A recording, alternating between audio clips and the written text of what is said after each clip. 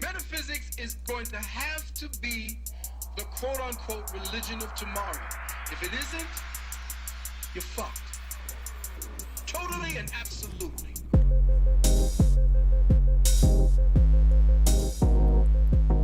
You live right now? All right, we are live. We are in the world. We are broadcasting, and I went ahead and titled this video. We're going to be talking about the mad genius that is Kanye West. I think that's aptly titled, but I know we got a couple of things that we're going to need to discuss. Some very important, poignant things that we're going to need to discuss before we actually get into this Kanye West business.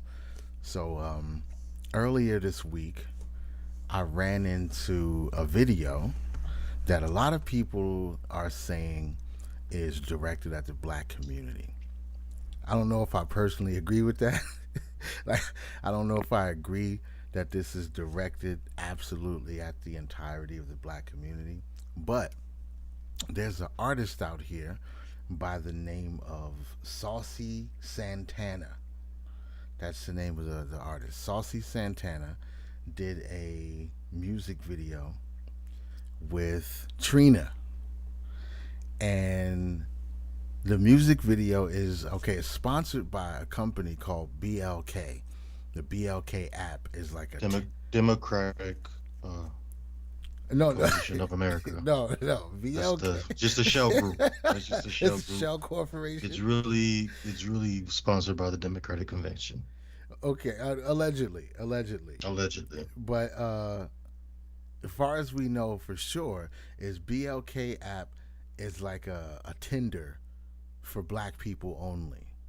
So it's like a dating app for black people only. And in this dating app, they decided that they were gonna put some energy out into the world. I just want to clarify: black people only. Like Black Planet. But black Planet. people completely segregated, right?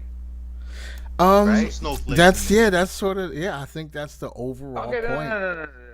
George Wallace would be proud. Continue. I just wanted to make sure I understood. Right? Yeah. Please. Yeah. So it's black Sorry. only. It's a self-segregated black dating app. Okay. So George Wallace is jerking off in his grave. Finally, they're listening to me. All right. So a dating app sponsored a music video. Just so everybody's on board here, a dating app sponsored a music video supposedly directed at the black community to get them to vote, which is not. We've seen this before. We've seen Rock the Vote. I wasn't directly at Berkeley, but it was a voting campaign. Vote or Die with P. Diddy and all of that. So this has been done before. But this one, that time of the year. It is that time of the year. They come at the hip hop community first. But this one seems to have everybody up in a bit of a tizzy. People are in arms about this. I'm seeing a lot of people saying that it's an attack on masculinity. It's an attack on the black community. It's the end of everything. I've seen some Armageddon talk. I heard somebody say that this person in this video is Satan's final form, which it was amusing, but I don't know if I can agree that this is Satan's final form. But just for context, I'm gonna go ahead and play a little bit of this song. Well, to be fair, if you've seen Hellraiser. It is called, the name of the song is No Voting, No Vuckin. Not fucking with an F, but vucking with a V. So Yeah, there's no intelligence at all. Just fuck it. No, wait, that's not. Let it be. I don't want to front load it with any opinions, or I just want to play this a little bit and just let everybody get a little taste of it, just in case you haven't seen it. This is a little bit of No Voting, No Vucking by Saucy Santana and Trina. Yeah. Trey checks, I think we got one. It's voting season, bruh. No voting, no loving. No voting, no touching. No voting, no nothing. No voting, no fucking. No voting, no fucking. No voting, no Bring up the loving. pause now so we can comment. Okay. It's copyrighted. All right. So that should give you a little bit of context here as to what's going on. Great pause. Yeah, perfect. That was a nice pause game right there. So far, is anybody feeling outraged? Do you think this is attack on the black community, attack on masculinity, any of that? Any of that vibe going on so far? This is the dream Martin Luther King saw. That's all I have to say. It's the dream. Well, Whites, blacks, right. Yeah. boys, girls, united. This is the dream. I like that they made sure to clarify that heterosexual sex is different. So he's being very specific. Fucking is vaginal fucking. So he really? wanted to let everybody know, like, you're not getting vaginal fucking. Really? Is that what that is? Is that why the V is there? He invented English. I'm gonna say yes. One can only assume. Okay. All right. Well, let's. One can only assume. This is Messianic imagery at work right now. I'm gonna say yes. Because he's basically saying, like, look, as a gay dude, listen, we're gonna fuck regardless. But women, what I want you to do is withhold the vagina hostage. No vaginal fucking or bucking, as the streets are saying. Okay. Unless these dudes are willing to get up and vote how they're told to vote, and vote for the Black Dick Cloud mascot voodoo doll that we put before them. This is official Black consciousness. This is official Black dogma. If you deviate from it, you already know. You already know. You're in the Kanye camp. Okay. If you deviate from it. All right. You've well, abandoned your race. You're a race traitor. All right. So, well, just for further context, just to make sure we get in the full spectrum of what we're supposed to receive from. Let's just get a couple more vibes from it. Not too much. I don't want to put y'all through too much, but let's a little bit more. No touch, no voting, no nothing. No voting, no fucking, no voting, no fucking. BLK app looking for some action. Swear the homie Scott was heavy. Oh wow, they merchandise the app right in there. Oh yeah, right at the beginning, right from the outset.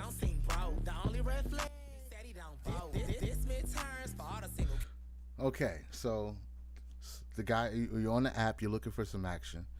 The person you found looks nice. They got a cool face. They got nice abs. I don't know what his pipe looks like yet. That's what he said. The D is to be determined. We'll see what that looks like later. But everything looks good. The only red flags is he says he doesn't vote. Is that a real red flag in the world? Like, if you're on a dating app looking for a stranger to have casual sex with, is whether or not they vote, is that like something you factor into that experience? It's one of those fake caring things in the Black community. No, this is the only value of Black culture in the greater American saga. This is the only value to corporate America of what Black culture is. If it can influence people to hop on board to their political agenda, then, people are going to get behind it.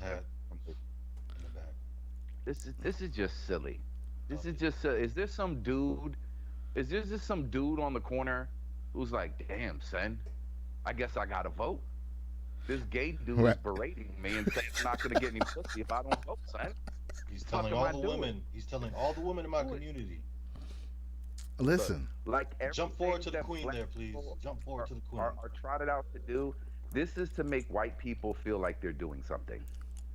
We helped fund and organize this thing. It's really gonna get out there and invigorate and inspire the Black community. And we've really done our.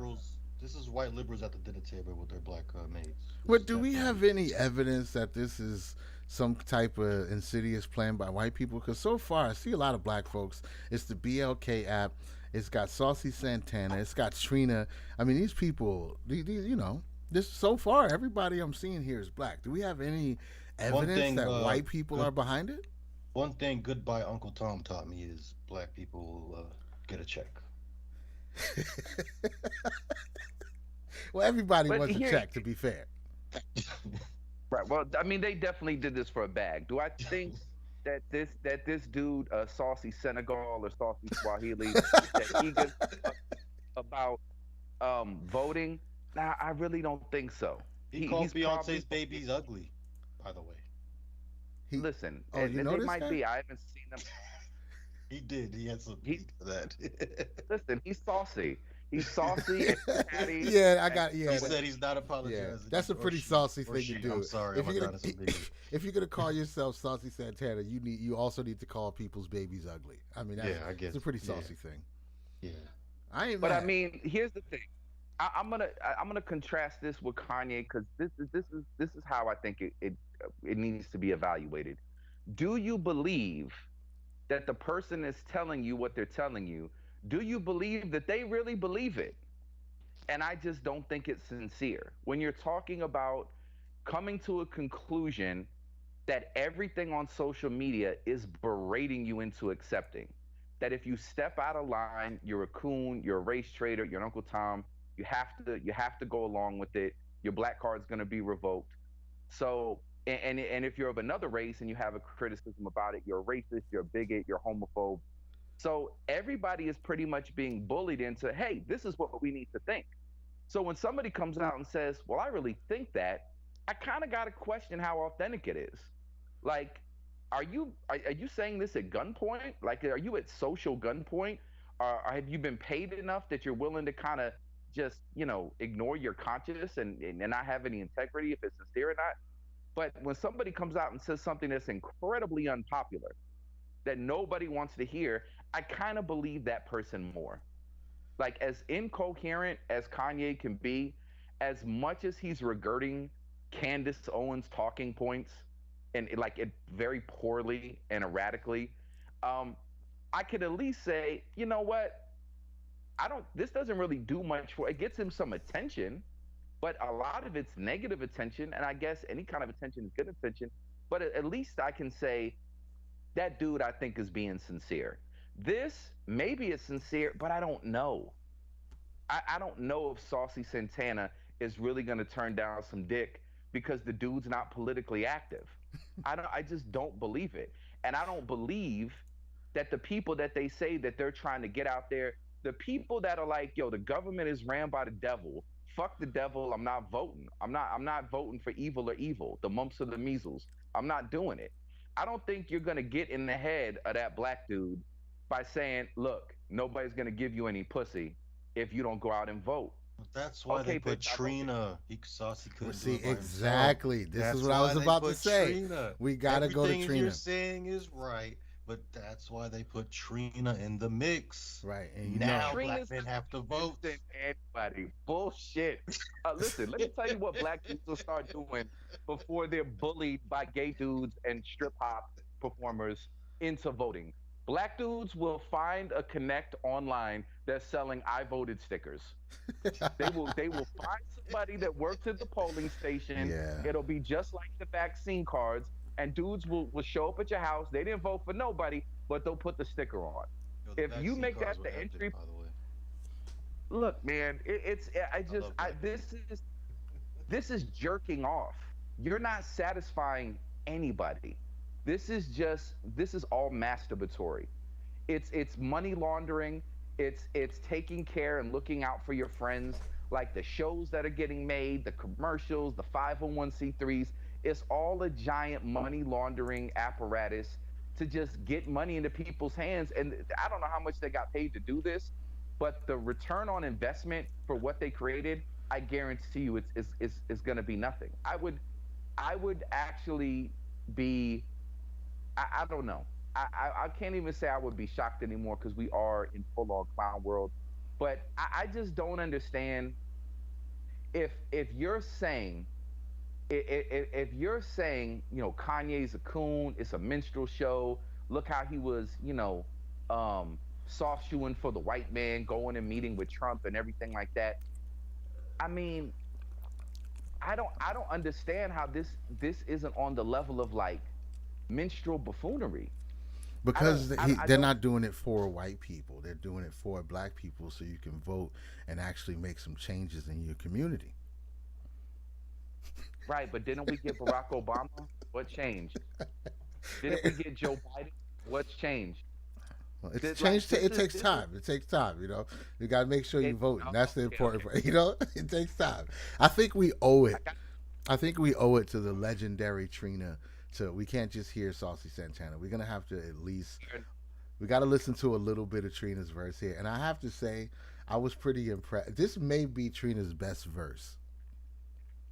Just putting that out there. This may be her best verse that she's ever laid down in her history in hip hop. I'm not sure. I don't listen to all her music, but this is probably one of her best verses. Well, let's go for it. No voting, no fucking, no voting, no fucking. Don't stop now. Stuff my ballot box again, but my homegirl through. Put the bipartisan. All right, so let's just stop right there. Let's just stop right there. Right off the top, Bars. bars, bars. Bars. Right off the top, she Bars. said, "Come through and stuff my ballot box again." Super clever. And then she said, "I brought my homegirl through and put the buy in partisan." She is using all her, sex magic lyricism, Miami's finest. but she's folding it into political terminology in a way that I don't think hip hop has seen done in its entirety. Because this is I how think I'm coming out of retirement. I'm gonna vote this year. wait, because this is how black people engage in politics. Yeah, yep, Okay? exactly So right. can we all be proud? Because listen, we're totally not racist. We're super woke. Hey, black people, what do you think the problem is? Talib Starks, can you tell us your opinion? Yes, I grew up in Philly. I still live in Philly. I work at a runaway shelter for troubled boys, and I try to groom as many of them into men so that the streets don't swallow them whole. I've been doing that for decades, and I've basically been writing books on how we in the black community can do well by not murdering each other's children in strollers and drive-through lines at Hey McDonald's. man, And you too if boring. if We need we just Sauce take Santana more, and Trina. no, hold on. And so Talib, what do you think? I think that our community would improve if more black men were like me and took a father role into the young brothers in their communities and raise their families and try to do right and try to make money and try to add value. Okay, cool. That's coonery. Let's go ahead and get rid of you. Trina, what do you think? I'm gonna make out with a bitch. It's bipartisan. I'm Boom. gonna eat some box. I'm bipartisan. What do you think, Cardi B? Joe Biden, that's your name, Joey B. I'm gonna interview you. I don't know if you know about this, but sometimes my pussy pH balance is off because I was sucking a dick, but after I ate a hamburger, and then the man fucked me, and his hamburger juice got in my pussy and fucked up the pH balance. This is a real thing. So what are you gonna do as president? So we I have thought you Cardi were eight. B. Hold on. Cardi B is interviewing the president. Okay. Saucy Senegal and Trina are couching, political language is being used, right, to make sex metaphors or whatever. And we're saying, no. This is the height of black political engagement. Do you know how, like, sometimes I get, I shouldn't be so frustrated, but it's like I get offended on behalf of black people.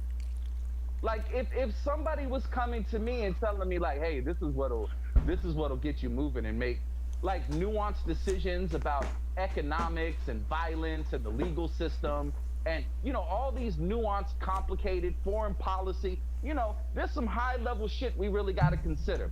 Let me sum it up for you with some sex metaphors in a Miami bass track. That's Hey, because I know that that's what's going to get the wheels of your mind turning and what'll get your feet moving. Not somebody like a Larry Elder, not somebody like a Talib Starks, who's going to lay out, hey, here's my thinking, here's my rationale, and this is what I think would actually help. This is what I think we should do politically to improve our situation. So I think people like Larry Elder and Kanye West and Talib Starks, for all the hate that I get, I think they're insincere. I think they've lived in the black community. I think that they've endured a lot of grief for being outliers in terms of their thinking, and I think they've devoted some thought to saying, look, how can I improve the condition here? What can I actually do to make things better based on my experience, based on my thoughtfulness, based upon my analysis of the agendas and options being in front of me? Like that's an intelligent, sincere appraisal of what's going on. Versus, I'm gonna say absolutely nothing of substance, but stylistically, I'm on board and agreeing to all of the talking points that I've been told I need to agree with. Like this to me, it may be popular, it may be more accepted, it may be more uncancelable than the people that disagree. And I'm not even saying I necessarily embrace or agree with everything that black conservatives lay out, right? But I'm just saying I just think it's more of a thoughtful, sincere, and respectable portrayal of black engagement into the political sphere. Because when you talk about all these complicated high level issues, if what you put out on Front Street is, well, the way that my people kind of deal with these is we kind of just have a booty shake music and we just encourage people to vote.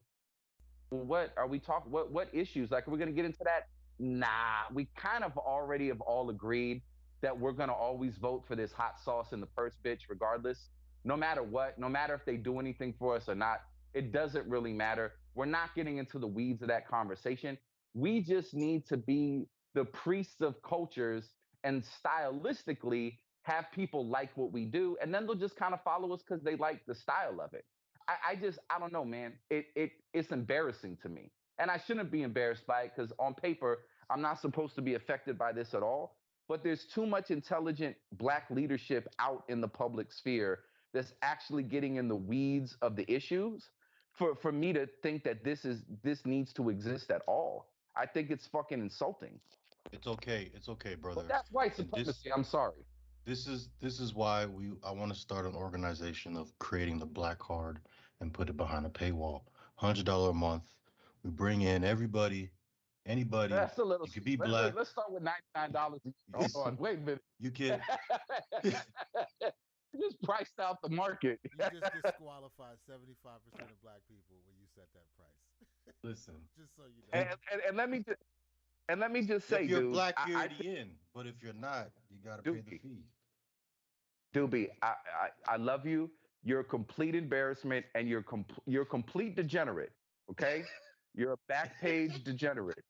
But this is the best idea that you ever had, and I really really thought about it when you put it out there.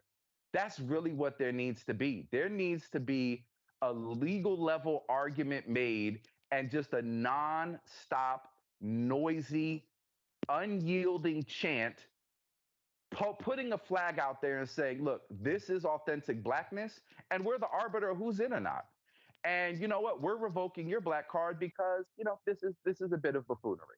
Saucy Santana, you could have used the African name. You wanted to use some Puerto Rican shit. And you could have the black experience. Right. So when you get pulled over by a cop, you pull out the card, I'm a black man. The cop turns around, either A, beats you up, because you want to be a black man. You got to experience it.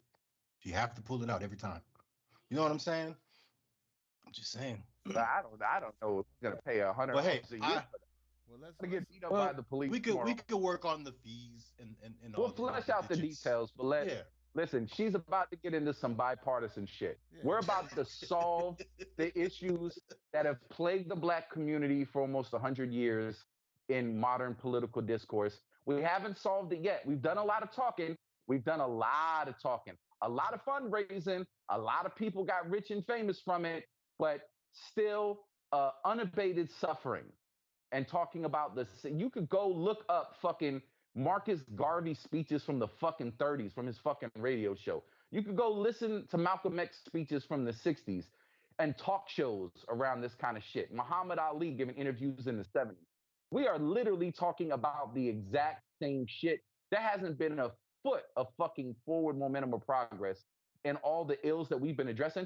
A couple of people became billionaires, and like we talked to the last show, ain't nobody bringing back those billions to making fundamental changes. They're just living like colonizers now. Thanks for making me popular. I'll never see you motherfuckers again. I'm out.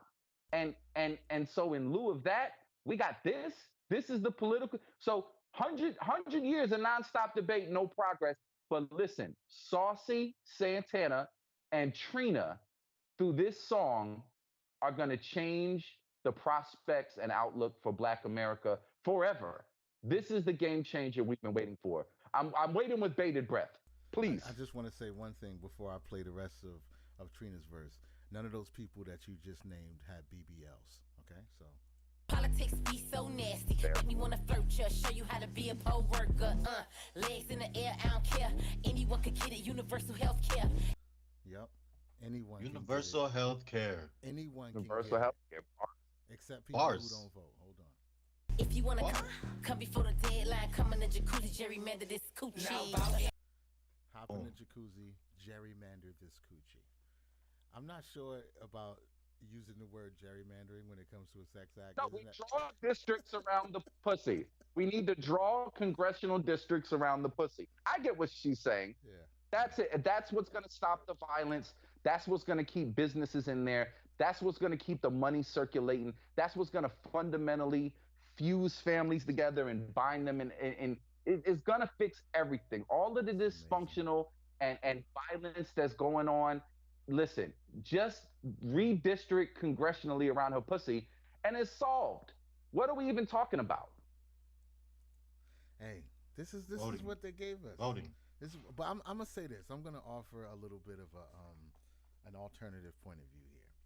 Giving you Negro secrets. I don't know if it's because I've completely detached from so much shit, but I heard a lot of people talking about how, this is directed at black people, this is what they think about you, and this is how they're trying to communicate with you. One, I think if anybody who thinks that creating a commercial like this or creating an ad like this is how you speak to black people in general, I'm happy that they don't know as much as they think they know. Because if this is what you think is going to do it, I'd rather have you fail miserably on the world stage than to get into some deep psychological shit and tapping into the patterns that black folks really connect with. But what I see this as, I see this as them preaching to their own choir. I don't see this as them trying to get me to vote. I see this as them trying to get level 3 dread in Miami to vote. And I don't necessarily find any camaraderie with that guy because he's black. So I wouldn't be like, oh, they're talking to black people. No, they're talking to drug dealers with gold teeth in their mouth and 11 baby mamas. That's who they're talking to. And I don't connect with that person. I don't have any crisscrossing ideology with that person that makes it even worse. $4.99. $4.99. No, but no, you're absolutely right. And again, when the dick cloud projects its celestial semen on the tribe to mark us all and define if we're black or not, this is what they're putting out is authentic blackness. Like the absolute fucking lowest, worst stereotypical shit. Like, oh yeah, the dude that would be influenced by a stripper rhyming, the dude that would be swayed by strip hop that dude is who we're trying to reach. And this is what black outreach looks like. Like, You know what's doesn't that make hilarious? it worse? You know what's hilarious? The least people a black man will listen to. A gay black man and a black woman. Right. Right. That's what I'm saying, bitch. I'm getting the bootleg. I'm voting stickers. So maybe this is not for the guy with 11 baby mamas, but it's for the woman with 10 baby daddies. Maybe that's what it's for. Because Dude, I just don't see masturbatory. I see this as this is a sniper bullet to a very specific group of people. I don't think this is a cast net for black America. It doesn't feel that way to me. Unless they're just that far off, which is also fine with me. If you're that far off in your marketing, I'm happy that you're that far off. How do you market to black people and just the term itself? I'm just over it at this point. I was talking about this recently with Surreal because we're gonna bring him on in a little bit too, especially when we get to the Kanye shit. But They're saying the tracks are quiet in the audio. I'm sorry. oh, okay. Let me try to fix that. But either way, it's I feel like it's for a specific group of people. It's not for everybody. And what is this idea of blackness anyway? What is blackness? What is the idea of blackness? Who are they talking about? When you say black people, that doesn't really connect anybody to anything except by skin color. You're not talking about mindset. You're not talking about ideology. You're not talking about political affiliation. Not really. I mean, I'm sure there's some stereotypes attached to all of it. But who are you really talking to? Who are you really talking to if you're saying I'm targeting black people? So just everybody black, and that's good enough for you? Trump likes to call them the blacks. The blacks, right? Black. So if you're talking Which I kind of like better. the I blacks, fucks with it. yeah. The gays, more the profound, blacks, like the black, not Yeah. a black, Females. the. Yeah. The blacks, but there's nothing there. There's nothing else there. That's not a constituency. You just But there is. But it is though, and that's the game, and the game I'm giving up Semitic secrets. The game was created by the Jews. This is this is eventually when the treatise, I don't know if that's how it's pronounced, the treatise, the treatise, whatever it's said, of the black or the Dick Cloud voodoo doll mascot. Once that's fleshed out and you understand that, everything else kind of falls into place because it is beyond just color. That's how it's sold. That's how it's packaged and put on Front Street. And that's how people are guilted into doing it. So if you don't like this, well, you must hate this color. If this doesn't resonate with you, then you must not really be of this color. And that just causes a really primal, visceral reaction. But behind the scenes, the Jews weren't like, yo, we're just Jews. Well, how do we know you're Jews? Well, there's a couple of things. First, we cut off our dick skins. The dick skins have to be cut off. That's how we're recognized. And look, also too, we're writing down all of this shit that we got to do. We're gonna wear funny little hats, and we're gonna wear funny little boxes, and we're gonna do this on certain days. There's all these things, and then we say, okay, that's how you're that. So yeah, there's an ethic or an ethnic component to it. But then, if you want to convert, yeah, we'll breed you in. We'll assimilate. We'll make you a part of it. You know, and so there's a strategy of how you're bringing that in, and it's the same thing here. It's like, yeah, a black dude from Haiti and a black dude from Ghana and a black dude from Jamaica and a black dude from Detroit are not going to have the same cultural reference points. Are not going to have this immediate, oh well, I guess you're black, so we all agree Saucy Santana's the shit, right? It's like, no. So what's being done is behind the scenes they're crafting an unseen Torah of blackness. And if you read between the lines, you kind of see what it is, but they're putting it out there and they're summoning everybody to be identified by it. And they're shaming people that try to disagree with it. And they're basically bullying people into accepting whatever they're prescribing the black consciousness of the black community to be, because it needs to be something predictable. It needs to be something manageable. It needs to be a reliable voting block. And if you make being black and voting Democrat synonymous, and refusing to vote or refusing to vote Democrat now becomes As Biden you're would betraying say, black you're people. not black. Right. You're betraying You're not blackness. black So, at all. I'm not saying that black people aren't clever enough, or black people aren't um calculated enough to do that. I just think as a whole, black people aren't interested enough. I don't think black people give a fuck to be like, yo, we have to get black people all thinking the same. I don't think that's a thing that black people are actively doing. I think there's some black people making money doing that at the behest of other people. So when you see Kanye come out and say, yo, Puff, stop trying to get me to say what the fuck you want me to say. I know the Jews are making you do this. That's some beautiful shit to post out and be like, yeah, this identity of blackness is coming from somewhere else. It's not organically arising out of the black community. It's something that's being um it's something that I don't even want to say that's being engineered, but it's something that's being regulated, like highly regulated. Like, no, no, no, no, no. Don't fiddle with this imagery. And so I know what you're saying. Hey, in reality, this shit doesn't exist. There is no giant black doll that incorporates all the values and opinions of everyone with this skin shade. Because of course, nobody from any group agrees on all shit. It's not the Jews. Get the fuck out of here. What are you talking about? Hasidim? You talking about Orthodox? Are you talking about Sephardic, Ashkenazi? Are you talking about people in The Ethiopia? ones with the hats. What? You know what I'm saying? But it's just silly because um, Seth Rogen and Ben Shapiro don't fucking agree. They don't live the same lifestyle. So what the fuck is the Jewish community? It's bullshit. What it is politically astute people, corrupt, Machiavellian, power hungry people recognize the power of putting out this lightning rod of ethnic identity, and having it kind of act as this shiny example that attracts everybody's attention, and then everybody, whether they're conscious of it or not, starts to buy into it. Well, I guess if I'm Jewish, then I must be this. I guess if I'm black, I must be this. And if they can convince you to do that, they can crunch their numbers in the little B system, right? And they can run the AI program, and they know exactly how you're going to vote, what kind of products you're going to buy. And that's really all this is. That's all this really is putting an identity out there that you encourage people to flock to identify with. And then from there, you can pretty much predict their behavior and their responses. I completely agree. I mean, it sucks that this is the way that people want to market to each other or how they think they can market to each other.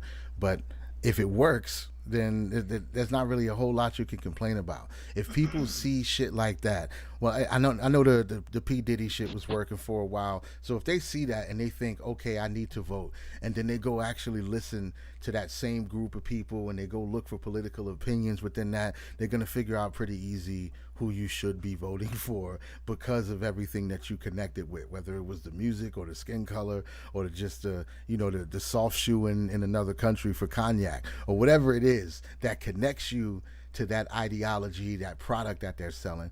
They're gonna herd you the way they want you to go, and that's what you signed on for when you started playing identity politics. When you started saying, okay, the black is all gonna agree on everything, and if not, then I have to remove the black from you. So if I want to vote for person A, and you want to vote for person B, if we disagree, whoever the majority is, most of us on the black say you can't vote for that guy. So that means you're not black anymore. We get to take that from you. It's like, wait, but the one thing we were aligning under is that we were the same color, right? Yeah, you're technically still that color, but you don't get to identify as the black anymore because we stripped that away from you. We don't like that. I heard you read a Thomas Sowell book, so you're out of here. We don't want to fucking talk to you. And that's what you signed on for. And I think it's an automatic cascade into absurdity for people to identify with each other just because of the color. And then you got a lot more explaining to do if anybody asks you any questions. Yes, all the black is all together. So why those gas stations keep getting robbed? You're going to be like, oh, well, that's not, that we don't really. But no, that person was black too, right? It's the same thing. It's the same thing. How are you going to disconnect from it now when you used it to connect yourself earlier? It doesn't work. Eventually, it's going to have to evaporate. It's too easy to remove. All you got to do is talk a certain way, and you're not black anymore. I'm sorry to be so angry about this, but I probably shouldn't be so angry about it. But I feel like, if people are sincere, if you're sincere, like, look, America's got a fucked up history, like all of history. It's fucked up. And our history is fucked up in particular ways. And if you want to make the argument that our brand of fucked upness, just like the fucked upness anywhere in the world, right, is responsible for our current social structure and the way we relate to one another, look, I'm willing to hear that argument if you're sincere. And I'm especially willing to hear you out and even partner with you and give you financial support if you're saying, look, it's resulted in some really fucked up conditions for some people. What can we do to fix this? And there used to be a time where hip hop was primarily concerned with that condition, not just stylizing it, although that was a part of it, but sincerely saying, hey, there's some sort of obligation to fix it and to give a fuck and to bring awareness to it. Right. But I don't think that a lot of these people who are engaging in this shit are really sincere or give a fuck if anything gets fixed. It's just really fashionable. I want to be fashionably associated with these ideas and this movement, but I'm not really concerned with whether they work or not. And I feel like it was it perfectly encapsulated in this tweet from Isaac Hayes III. I don't know if that's Isaac Hayes' son or not, a grandson or whatever. It is. But, he's very vocal. It is. So he goes off on Kanye, like, okay, I bet you won't go to Detroit. I bet you won't go to Atlanta. I bet you won't go to LA and wear some White Lives Matter. Why? Why? Because what you're saying is, hey, where there's lots of black people, it's fucking dangerous. In Democratic ran cities, the people we should keep on voting for, hey, that's where we're starving and murderous the most. And we will kill your black ass for suggesting that we should give a fuck about another race. No, They need to give a fuck about us. So really, just change the Black Lives Matter and White Lives Matter. Just put we matter. Because that's really the crux of it. And then really if you start pulling at that thread, well, what is the problem? Well, the problem is that white people only think of other white people as humans, and their humanity does not extend to black people. As a whole, their Dick Cloud racial mascot, Voodoo Doll, does not give a fuck about our Dick Cloud mascot, Voodoo Doll. The white Voodoo Doll sees the suffering of the black Voodoo Doll, turns his nose up and says, "That's not us. I don't give a fuck about us." So the righteous response is, hey, we haven't been cared enough about. We matter. Our humanity should be recognized as well. And then the white Dick Cloud speaks up and says, "Oh, so you're saying you want somebody from another race to acknowledge your humanity and say that your life matters?" Yes, that's what I want. White people should say Black Lives Matter. Okay. So should black people say white lives matter? Hell Absolutely no. not. No, that's So stupid. it's like, didn't you miss the whole fucking point of enlightenment? The original problem was people have a problem valuing the humanity of people that don't look like them. So if you were sincere about the problem, the first thing that you would go out of your way to do is say, absolutely, white lives matter. Because unlike you savage cave dogs, as the original man of the planet Earth, I recognize and love all my children.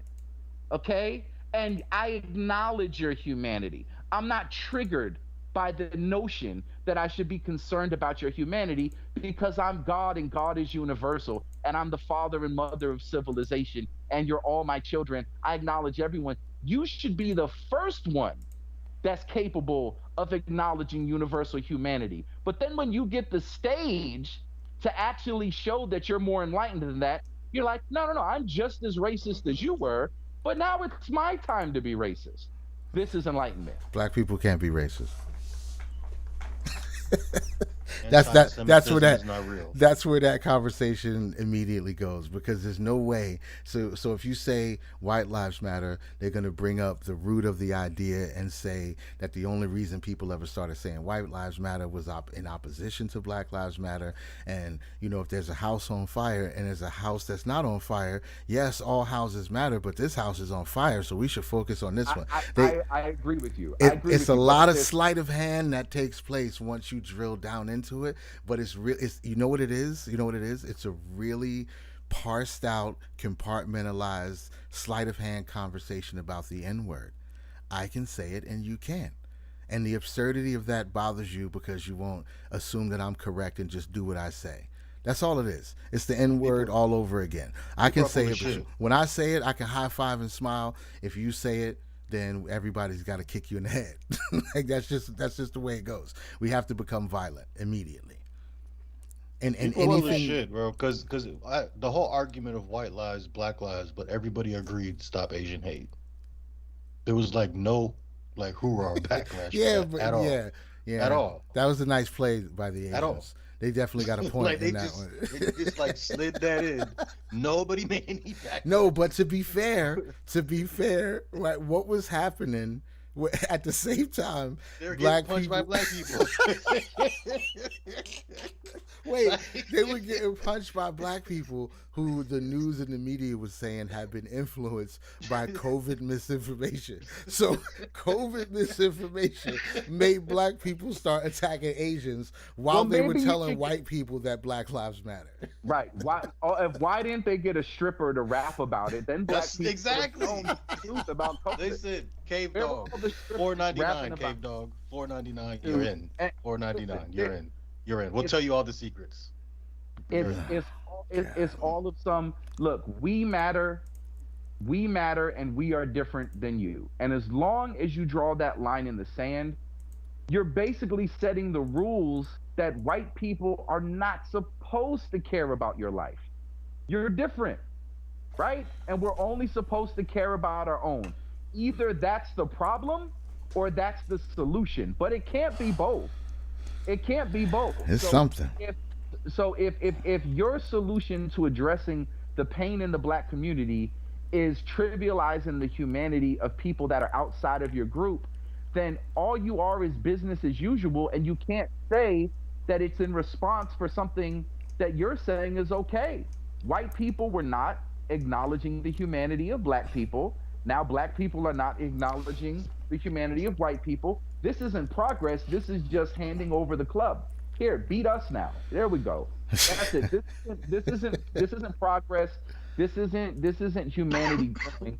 This is childish, self-serving tribalism that's not solution oriented. And again, I love the fact that Isaac Hayes' great grandson, whoever the fuck he is, would come out and just basically declare every racist white stereotype and just solidify it as canon. Anywhere you go where there's a bunch of black people and Democrats run their city, they will fuck you up for no reason. Disagree with them. We want to enter the arena of intellectual politics and debate. And this is what happens. All right, you said your piece. Okay, cool. I don't agree with you. I'm going to beat you the fuck up. Well, I mean, that's kind of like savagery, right? I mean, isn't that the very thing that we're saying black people were victims of? The white man came and he was savage. He didn't give a fuck about nobody's humanity. He's having slaves. He's fucking people up. He's conquering the Indians and stealing their shit. He don't give a fuck. He should have came here and just talked it out with them. All right, cool. So about this white lives matter, black lives matter shit, let's talk it out. Rogan, I will fuck you up. I will fuck you up if you agree with me. Okay. So again, no progress, just more of the same. It's more of the same. It's not enlightenment. Logic is white supremacy. You're forgetting. Logic is white supremacy. So is math. So you're trying to make giving a 2 away plus too many secrets.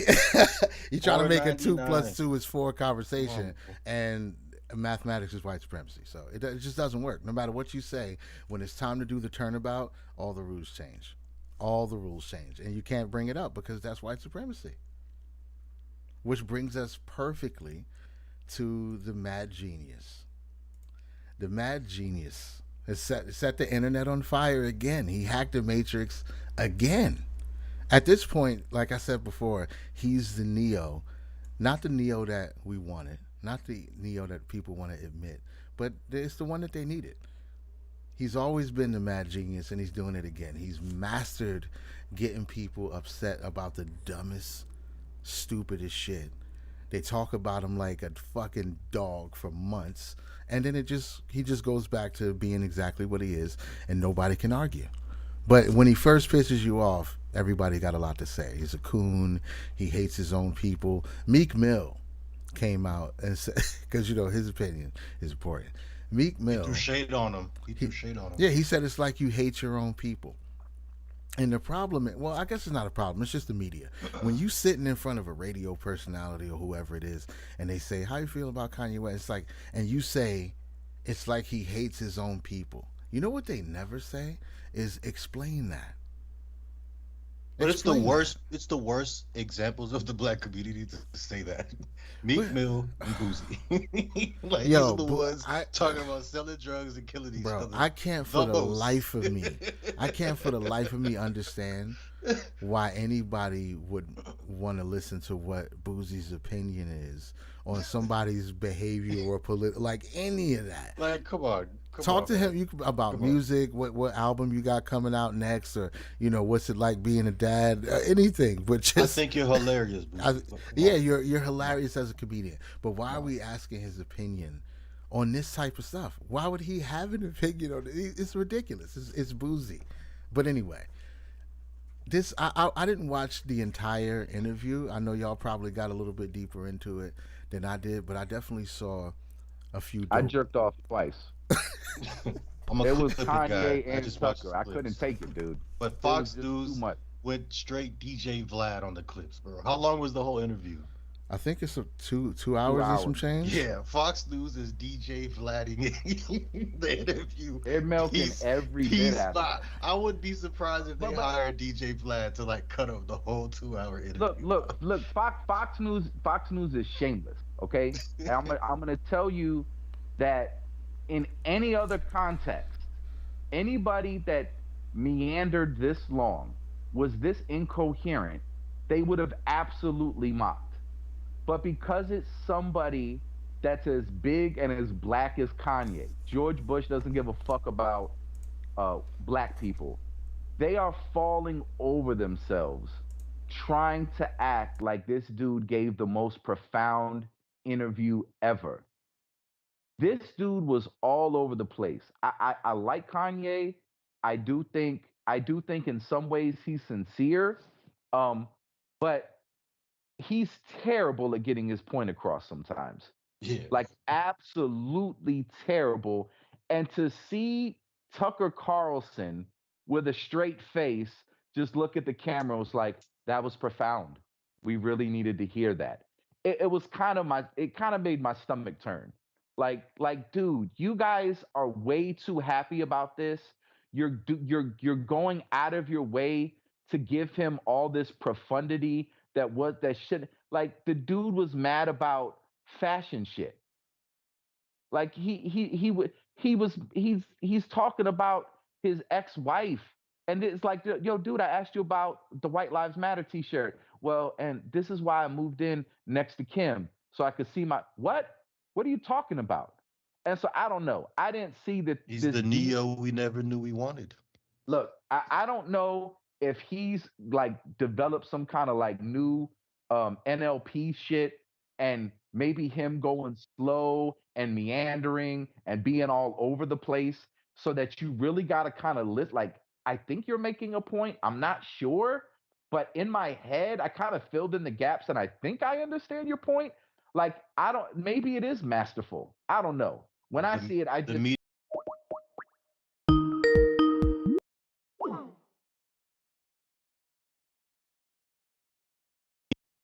favorite part is when Tucker was like, "Yo, so you like Ivanka, huh?" And Kanye is like, "Yeah, yeah." Like, yeah, in a way, like Tucker was like, he should could have said is, "So you'd fuck Ivanka, right?" Yeah, yeah. And that would be the greatest cuckening to ever happen. I hope he breaks up that family. Jared Yo, Kushner. he had beef with Jared, yo. He had beef with my dog, Jared. Like, what did Jared do to Kanye? Did he want the 10%? Like, what was up with that shit? And this is why I say fuck hip hop too. Weren't y'all the ones talking about the Kushner building 666? Weren't y'all talking about that in '97? Like, didn't Boogie Monsters have like a whole fucking song that went in on that shit? Like, there was a point where it was like, yeah, he's a part of some evil shit, and then all of a sudden it's like, oh yeah, he's. I just don't get it.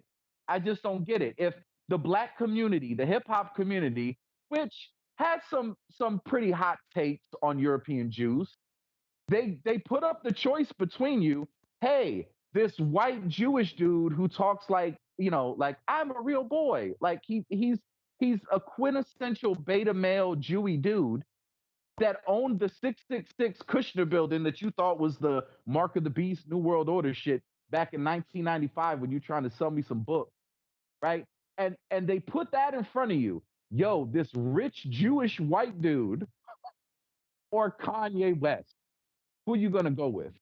And everybody's like, yo, Kanye's a coon. Kushner, give us Kushner. Like, no, I can't take you seriously anymore.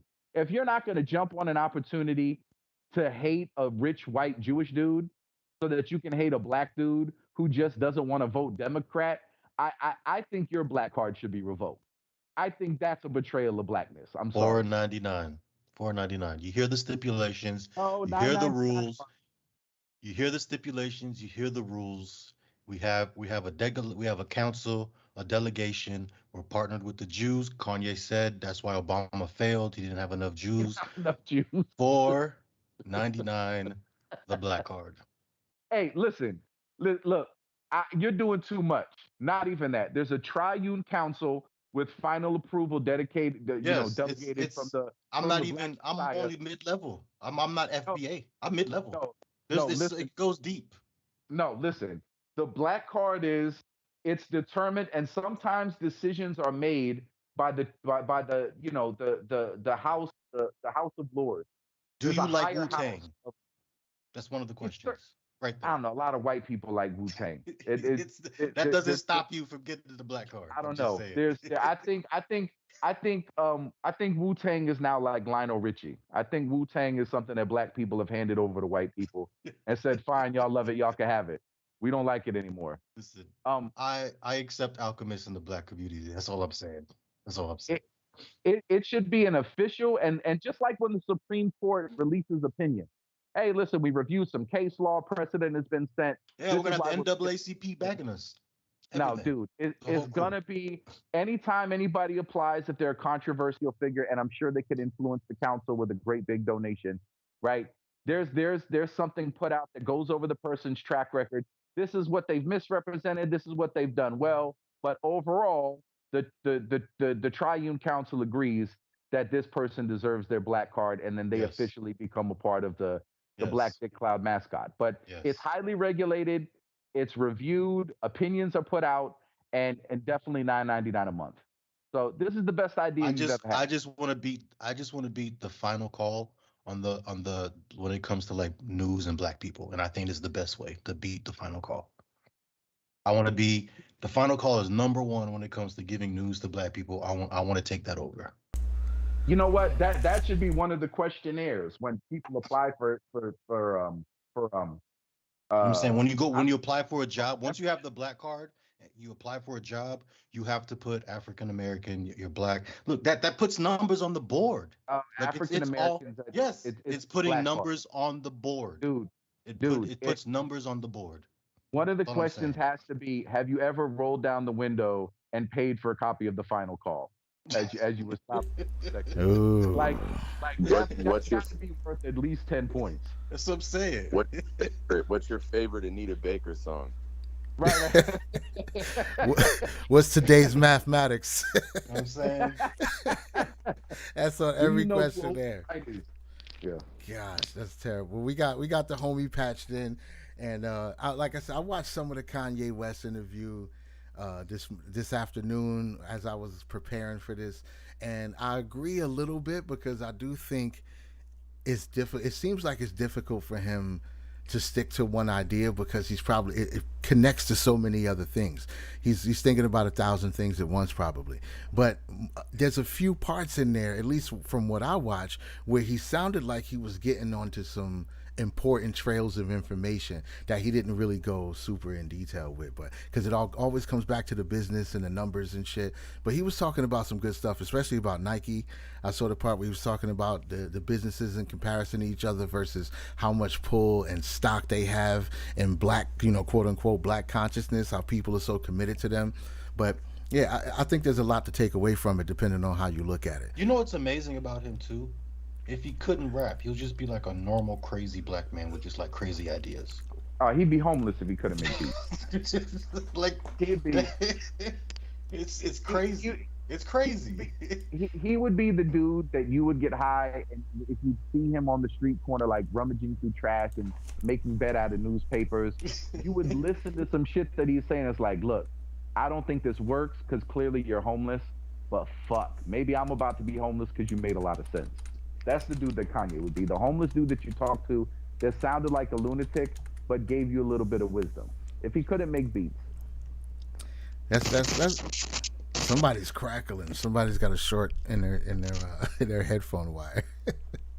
But that I don't know, man. I don't know. The dude, he managed to make some amazing shit happen from music. A lot of people can make beats, and they haven't been able to do what this dude has been able to do. Just Blaze can make beats. But can't design shoes. Can't design shoes. He's done a lot more. He can't deny shoes. He's done a lot more than design shoes, man. He does a lot. Like that guy is into everything. And to your point, Dan, like I'm not far from being home. You know what I mean? Like a lot of creative people are crazy, man. You kind of have to be. Yeah, like, cool caveman style. My bad, bro. Shit. Yeah, you should always come on here dry snitching. My bad. I'm the feds. I'm the Diddy of the call. I'm the Diddy. I'm like, you the feds, me. Where you at? I'm gonna show up. My bad, bro. My bad. But yeah, I mean, like Da Vinci, like they a lot like Tesla died with nothing. You know what I mean? So it's not really a good barometer of like good Right. ideas. Are we now saying that if you're not riding the wave of the system that we're talking about is broken, and you're not successful within that capitalist gear, you're somehow not worthy? And like him, he's done so much outside of music. Like he has his own school.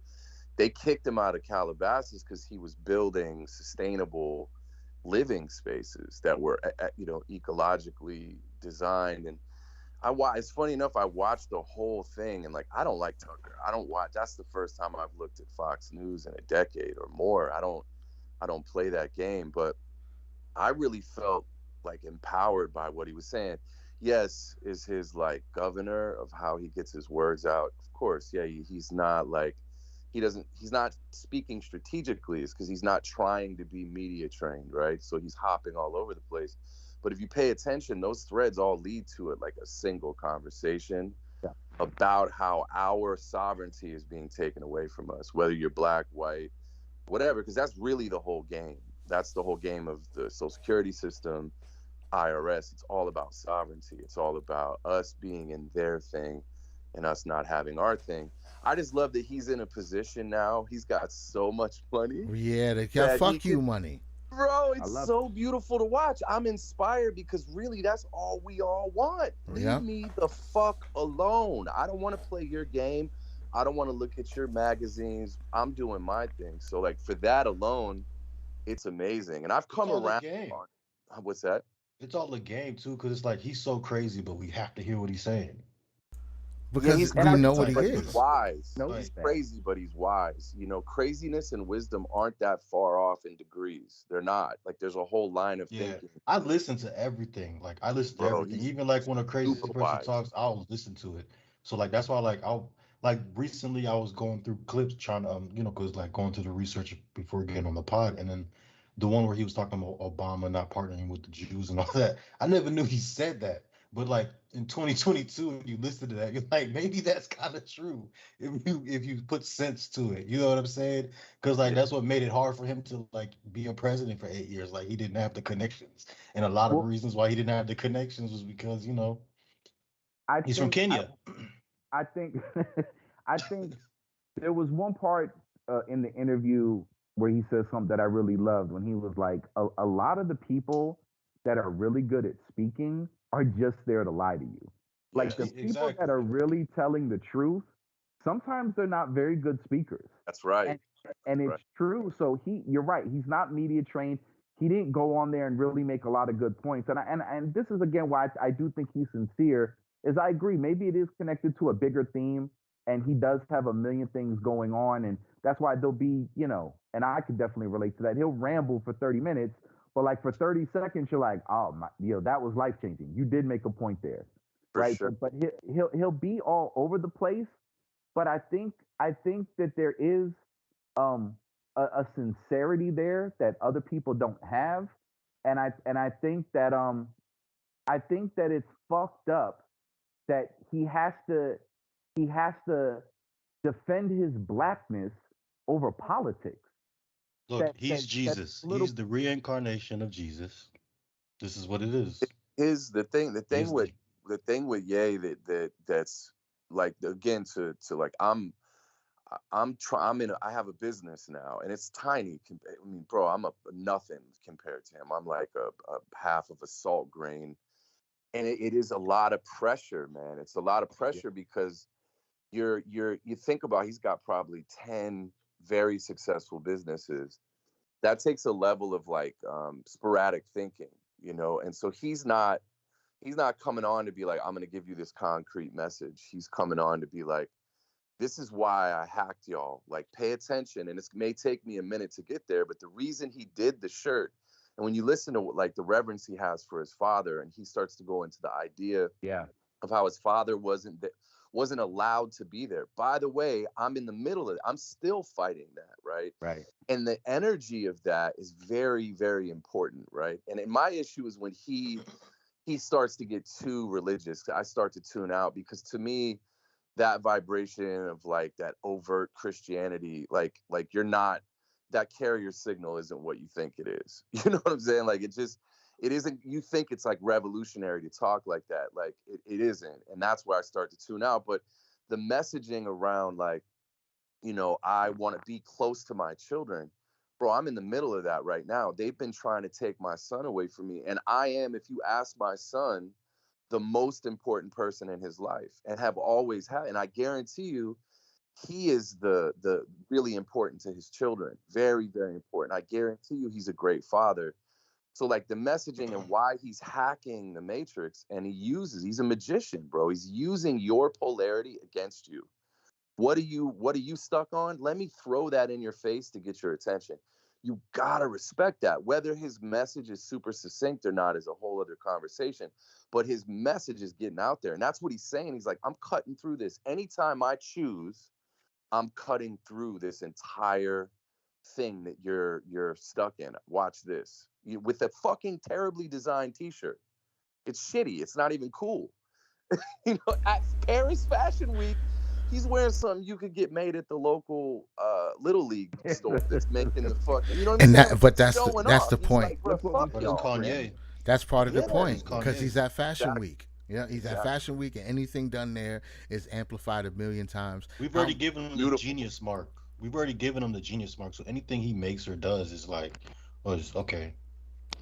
Let's put thought And into realize, it. you know, you know, the etymology of the word genius is genie or jinn, right? It's like he's uncontrollable because of that genius spirit. Genius isn't always a positive thing. That's why a lot of geniuses die broke and homeless. It's an energetic thing that's hard to control. That's why you got to put it back in the bottle. And that's what he always does. He lets it out of the bottle. He's like, no, fuck you. I'm backed by this. He thinks it's Yahweh or like white Jesus potentially. I don't know if he's Uncle Ruckus or not, but like it's bigger than that. Just on a like energetic kind of physics level, he's always taking the cap off things because he's a genius, you know, and you get confronted by that, and it's overwhelming to look at. But this conversation, I've come around. I have to say, Yakub, you have helped. Like, bro, you've been on this. We and you have had lots of discussions about this. And Yeah, I you was tried much to talk more. me down for being a I was racist. much more Talcum like- X. You know what I'm saying? I was Talcum X at the time. I was white Talcum X. And like I'm understanding how I was, you know, I was a bit hypnotized by that as well, because it's that white guilt is a powerful mechanism and what's ill is the white establishment is using white guilt to fill their Oh pocket. yeah, Yeah. and to get people just to kind of to roll over, you know. So hats off to you, bro. You know, yarmulke's off to you. Listen. For the record, Doobie, please make a note that Surreal does not watch Fox News, and he said disparaging words against both Uncle Ruckus and White Jesus. So when his black card application comes up, all these things need to be considered. Yes, And yes. I know he's got a couple of I already copies of have Final my Call. card, by the way. I don't need it from you. I've had my card. Oh, Well, you'll need an upgrade. It will need to be sanctioned for $9.99 a month. Doobie's come up with a whole payment structure. Like I got mine from Farrakhan. it trickles down, by the way. It trickles down. It trickles down. I have it all figured out. Farrakhan lost his black card when he said that big noses were a curse from God, and we it's still in transition. We don't know if he's getting it back yet, but I didn't know he said that. Well, I might have to get yours then. I might have to go back and look. Yeah, I'm gonna have to upgrade. I had the to go back and Costco look on version. that I one. need the different version. My Costco. Gotta black revise card some things. ran out. Take a look. yeah, the black Make sure what card. was said. I love it. But yeah, Kanye, he's doing what he's always done, and if nothing else, people got to respect the fact that he can get the conversation churning whenever he wants to. Whenever he decides to get people riled up, they're gonna get riled up. It's gonna happen, and he doesn't have to do it in a way that I think is absolutely against his own morals or against his own ideas. It's not like a person who's just doing something for shock value or trying to get your attention. If he is gonna get your attention, I think it's gonna be with something that he can defend. You're gonna sound. Can we all agree though that Diddy is 100% a poster child for the system? Like my boy Frank is Badu's drummer. We were talking about Khaled. They hate Khaled. Like black people that are in like real black music, I guess you'll call it, whatever that means, African kind of based music. They're Come really on, Afro pop, what's that? Afro pop. Nah, more like what you would consider neo soul maybe, or like that, like here in America. Yeah, they're into Afro beat, and like he tours with the Cooties and all that too. But like Khaled, what Khaled is doing and what Diddy do is they use black church ideology to siphon money away, just like a pastor would. Like all that God did with his tear. You know, Frank's like, how do we let this Palestinian dude be able to say the N word whenever he feels like it? Like, you know, like, and then that, why is anyone saying it? But still, like, Diddy is that, you know. And if you look at Diddy's, and there's times I love Diddy. I think Diddy has good intentions, but he is like a poster child for that music, that system that has always seeked to compartmentalize quote unquote blackness. And now, you know, he gets to wave this flag. And I love that Kanye's like, bruh, you want me to tell you where I'm at? Like, what are you talking about? What do you think this is? Like, I'm covering my face on TV a lot because I know, like, I know what this is. And that does show you that Diddy's a bit of an ambassador for that system. And it's just beautiful to watch him stand up to Diddy. Who stood up to Diddy successfully? Nobody. Diddy runs over everybody. Everybody. And he outed him and was like, you're the feds, man. You're the feds. You know, like, fuck you. I'm not telling you where I'm at. That was so gangster, bro. Look, That is hilarious to call after P Diddy the feds, though. I ain't gonna front. He kind of is, bro. He kind of is. He kind of is. Like, Diddy He has a can lot with of one he phone has a lot of call suspections. Oh, yeah. get you on the phone with Jimmy Iovine, get you on the phone with Azamoff or whoever they are. You know what I'm saying? Like he's that guy. well, since the Black Panthers, there hasn't been any movement in America that doesn't have other people's interests behind it, basically crafting it. One Like and this, only. One and only. Never ever since. So yeah, That's but why it had to be destroyed. P Diddy is, and that's what he was getting into, and this opens up a whole nother can of worms of animosity and cancelable comments. But he alluded to the fact, and he put it on the juice. It's like, look, Diddy, you coming at me to tell me what blackness is on behalf of people that aren't black. That's right. Like you're advocating for a black identity we didn't come up with. This isn't something that was organic from us. This is something that we're now being tasked with. Okay, you've got money, you've got influence. You need to toe the line so that this community can be manageable. Because we need a community whose fundamental conditions will not change for 50 fucking years with the same talking points, but will keep voting for us. Don't fuck up that hustle, please. Right. Yes. They're not asking for much, they're not getting much, and some of us have become incredibly rich by acting like we give a fuck about these problems. 100%. Yes. And really, like me and Synapse were talking about this the other day. When you think about, and again, you know, me with all my spiritual, you know, all my madness, to me it is very energetic, man, because like the music that they have made the most popular from Atlanta or wherever is all what would be considered lower chakra, right? Lower, like it's all primal, which when you understand what that is, that's like suffering. Most of all of our trauma is from childhood, or you know, just primal needs. You go hungry, that's in your root chakra, then blah blah blah. And all those frequencies are low kind of frequencies. And that music is so popular, and like it's all about drug culture. They're promoting pharmaceuticals. So like in that, they don't, you know what I'm saying? That's why the KRS ones have been marginalized. That's why you don't hear from the, you know, Yasin has to live in 4 different countries and doesn't have the platform. There's a reason for that. It's not beneficial, you know, to have that like late 80s, mid 90s awareness around, you know, the Garveys, you know, all the information we learned when we were little kids about what it meant to be black, right? It's very different. It's empowering, and it's about the spiritual aspects of Africa and all of that. You know, Diddy and Khaled and The Weeknd and all that is in that vibration. They're all in this like thing where they can herd people towards suffering. And when they say black experience, what they're really referencing is suffering.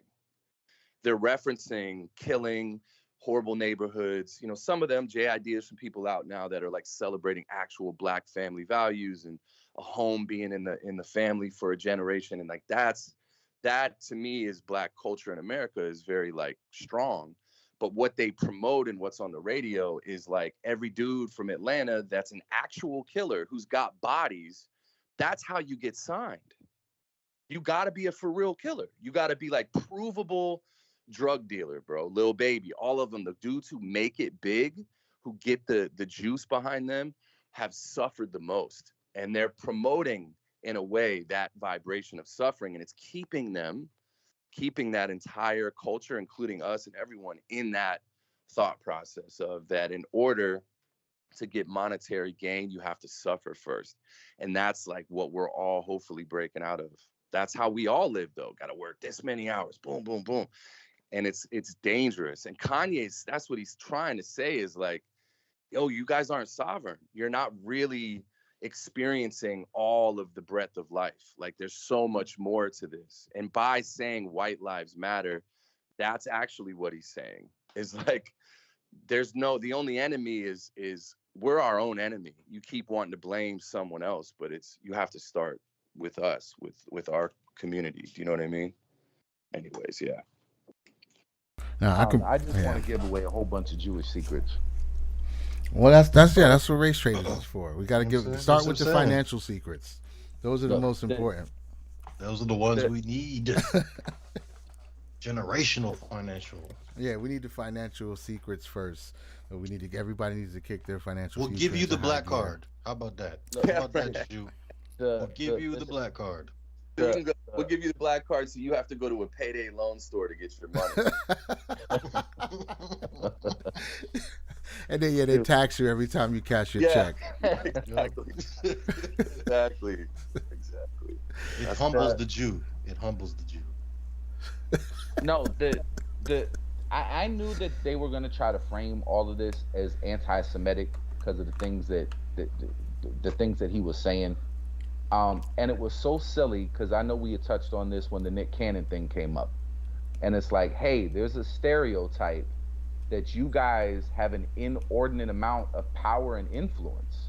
Nah, that's just a racist stereotype.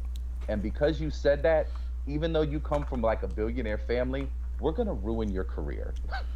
So you're basically just saying all of that stereotype that we wield all this power behind the scenes, we're going to use it against right, you are absolutely right. We're gonna flex on you in public, and it's like murdering somebody mob style in front of everybody. Like, anybody else got an opinion? Anybody else got anything to say? Nah, I didn't think so.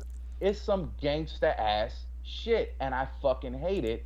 And I love Doobie's idea, and I'm planting my flag in the soil. Nobody is Jewish without me. You cannot be. I am the Jewish community. I speak for all of us. And if you deviate from what I say, your Jewish card is revoked. And that one is $100 a month. We're not lowballing on that.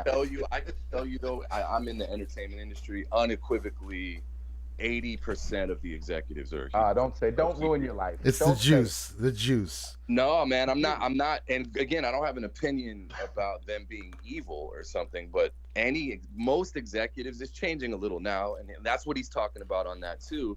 He kept calling them BLM managers, which is let's put this black person in the fucking public so that we look diverse. But really, the decisions being made, and I was dating a woman that Netflix did that to her. You know, they put her in this huge kind of creative director role, and she wasn't doing any of that kind of work. She was a figurehead, right? And so, like, you know, it is ultimately in the music and the film industry, it is primarily people of Israel.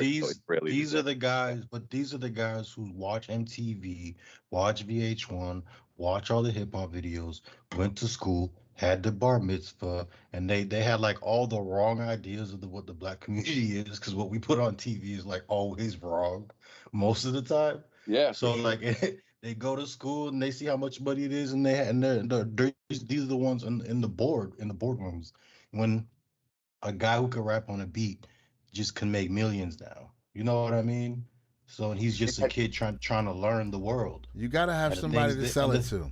Yeah, You got to like have somebody to sell it to, no matter how bad people think it is, or how if they wanted to promote something that the public just wasn't buying, it would be pretty difficult with all the commercials and all the BLK apps and all the saucy Santanas in the world. You're not going to be able to sell it to people if there's no market for it.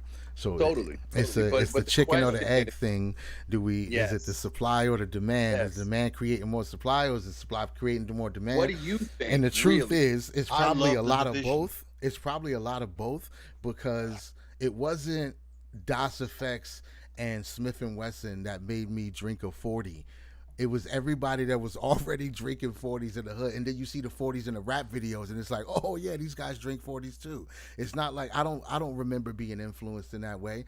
Maybe it's a different breed of Bro, people out here right now. I started Sir, selling sir, cocaine because of the purple tape. I let me started tell you selling. something.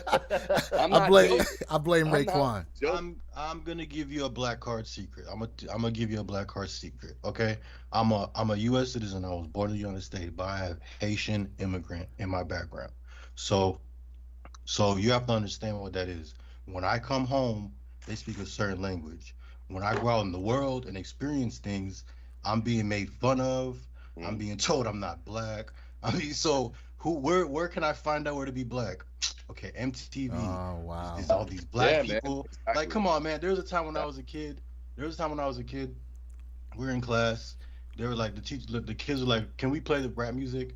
And like, well, if everybody agrees, and it's like, you agree, and they pointed at me. It's like, you're black. I don't have to ask you. You know what I'm saying? Wow. So Yeah. it's just Yeah. like that. That's what Holy it shit. is. 4.99. But But again, you know this Four is what? back. That's This is hold back on, to but sovereignty. but four hold on, ninety but nine. this is really the common thread of this point is that all of us are not sufficiently enough of what we're supposed to be. Right. That's the common. That's what has bound us all together. We have failed to live up to our Dick Cloud mascot. Right. Yeah, I'm The definitely not black enough. Neither is Yeah, Doobie. bro. oh the Jews Oh, I'm bro, not Jews FBA. white are I'm people not don't FBA. know what to do with me. Yeah, I'm white people not. have no idea what to do with me. They I'm have not. no idea. They count you as their black friend. Basically, for real, You're like a win-win. I would get hired by this agency that was all white people anytime they got a You job get in hired. basketball. Yeah, that was enough right there. You had us at hired. That's horrible. That's horrible. yo, but this is really because I've been thinking about this because where the whole the whole the the whole thing that's bringing us to this place of conflict is we're talking about a redress of grievances and what's the right way to address grievances both past or what's going on now, like what's fair, and there's like precedent for it in the world. And I think also too, like, this is the reason why black people and Jewish people get used and participate the most in regulating this kind of conversation and why they have so much tension between those two groups. So if you think about like America, right? It's stolen land. It was conquered. It, you know, the Indians were here and then the Europeans came and stole it. And then you think about Greeks, right? They all weren't Greeks. They were just like the Blackfoot and the Seminole and the Sioux. There was Ionians, there was Spartans, there was Athenians. They didn't fuck with each other. They didn't like each other. And then the Persians came along, and the Persians are like, well, you're all fucking Greek to us, and we're taking over all of this shit.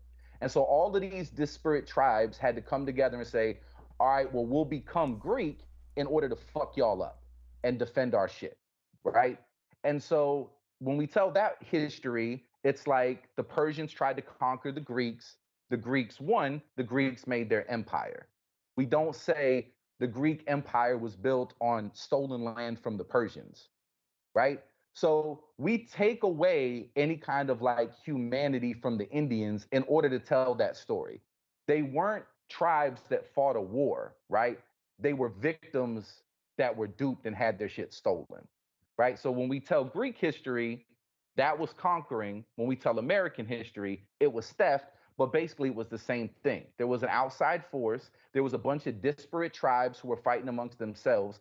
They didn't successfully come together to be something to defend from these people that were coming out. And of course, the Europeans had technological superiority. They conquered. And we said, we won.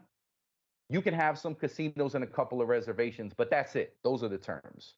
And black people look at Jewish people. And what did Jewish people do? Jewish people came along and said, look, we've been kind of taken in the ass for a couple of thousand years. Like, we've been getting kind of fucked over by everybody. And we're not really good at this whole war thing. We don't really have a way to conquer and take anybody else's shit. So we kind of just been, couch surfing. We've been a couch surfing people for a while. And this whole shit with Hitler was kind of fucked up. Some bad shit, there's some ovens, there's some gunshots, there's some really bad stuff. Okay. And so afterwards, the whole world looks at them and says, well, look, you weren't living in Jewistan, you were living in Germany. You're Germans, basically. Like, no. We look like Germans. We've got German last names. Yiddish is basically German Hebrew, but we're not them. We're something totally different. Oh, really? Well, how are you something totally different? Well, take a look at this. We've been writing it down. And guess what? You just blew my mind. So Dude. basically, Hitler was right. No, I'm not saying that. Hold on, wait a minute. Listen, you're jumping to some. I don't think anybody said that. I don't know. The point was is because we said, well, from the beginning of time, this shit was ordained, and this particular piece of land, I know it's exchanged a lot of hands. There's been a lot of conquering and a change of the guard, like there's been all over the planet. And it's all been appropriation, because when the Muslims took over, they're like, yo, this Hagia Sophia, this is a beautiful fucking church. Let's turn it into a mosque before we just fucking tear it down. Like, let's appropriate some shit. And when the same shit happened in Spain, they're like, well, shit, we got this land back from the Muslims. This is a nice ass mosque. It's beautiful. We can't build it. Let's just call it a church now. History is filled with cultures exchanging land and appropriating shit and calling it their own, right? But we are the only people who came back thousands of years later and said, look, it's written down, bro. This is pretty much our own shit. And the whole world was like, fuck it, you can have it. And the Palestinians were like, wait a minute, we were living here. Yeah. But you don't have it written down in your book. You have to go. They've got it down in a book. Like, nobody had the authority to tell these people, like, hey, this is our shit. So black people looked at that and were like, damn. So to redress our grievances, we just got to come up with a story. And so black people went hard. Yo, we created everything millions of years ago. I'm from another planet that's 6 trillion years old. Listen, however far back you got to go, if all we need is a story written down and we get some land, fuck it. We want in on the game. And the whole world was like, ooh, nah, not for you, Rogans. Absolutely not. We did it for these crack-ass Jews. This particular Jews, European Jews, not Ethiopian Jews, not North African Jews, just specifically these German Jews. All right, fuck it, you can have the land. So black people look at that flabbergasted like, wait a minute, we weren't thrown in ovens for like 4 or 5 years. Like, this has been like a 200-year like ass fucking. Why don't we get our own shit? And the world has never been able to produce an answer. Never. There's America's been like, yo, shut the fuck up. Dude, there's never been a solid rationale for why we get our shit after our fucked up event, but black people don't get their shit. And because that gross hypocrisy is right in front of our face, all of our political shit is couched in either Jewish or black shit when it comes to race. LGBT, Asians, Spanish people, they're trying to get in on it, but when they do it, it looks exactly like black or Jewish shit. You know what I'm saying? They try to recreate either religious language or political or, historical struggle, as if they were black people or as if they were Jews. So there's like been a blueprint set, but there's never been a rational explanation for why this was done after grievances for one group of people, but not after the grievances for another group of people.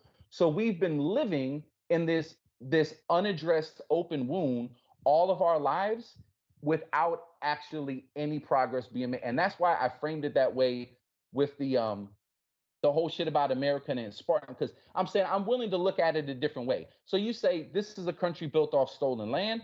Okay, that's certainly a perspective. There's a lot of places in history where you got the exact same setup and you don't call it that. when Genghis Khan was breaking into like Eastern Europe, right? People weren't like, yo, Genghis Khan is building his empire on stolen land. Like, no, that's just how the world worked. So I'm just saying, like, if that's how the world works, you kind of got to hand it to some people who, because we wrote some shit down, we just wrote some shit down. We've Not got the just some rules shit. Don't to undercredit completely yourself Come here. change. on, man. Don't Don't forget undercredit the Bears yourself. story, bro. Don't undercredit Nike and the yourself here. Bears. You didn't just Come on, write man. some shit down. Wonderful What story.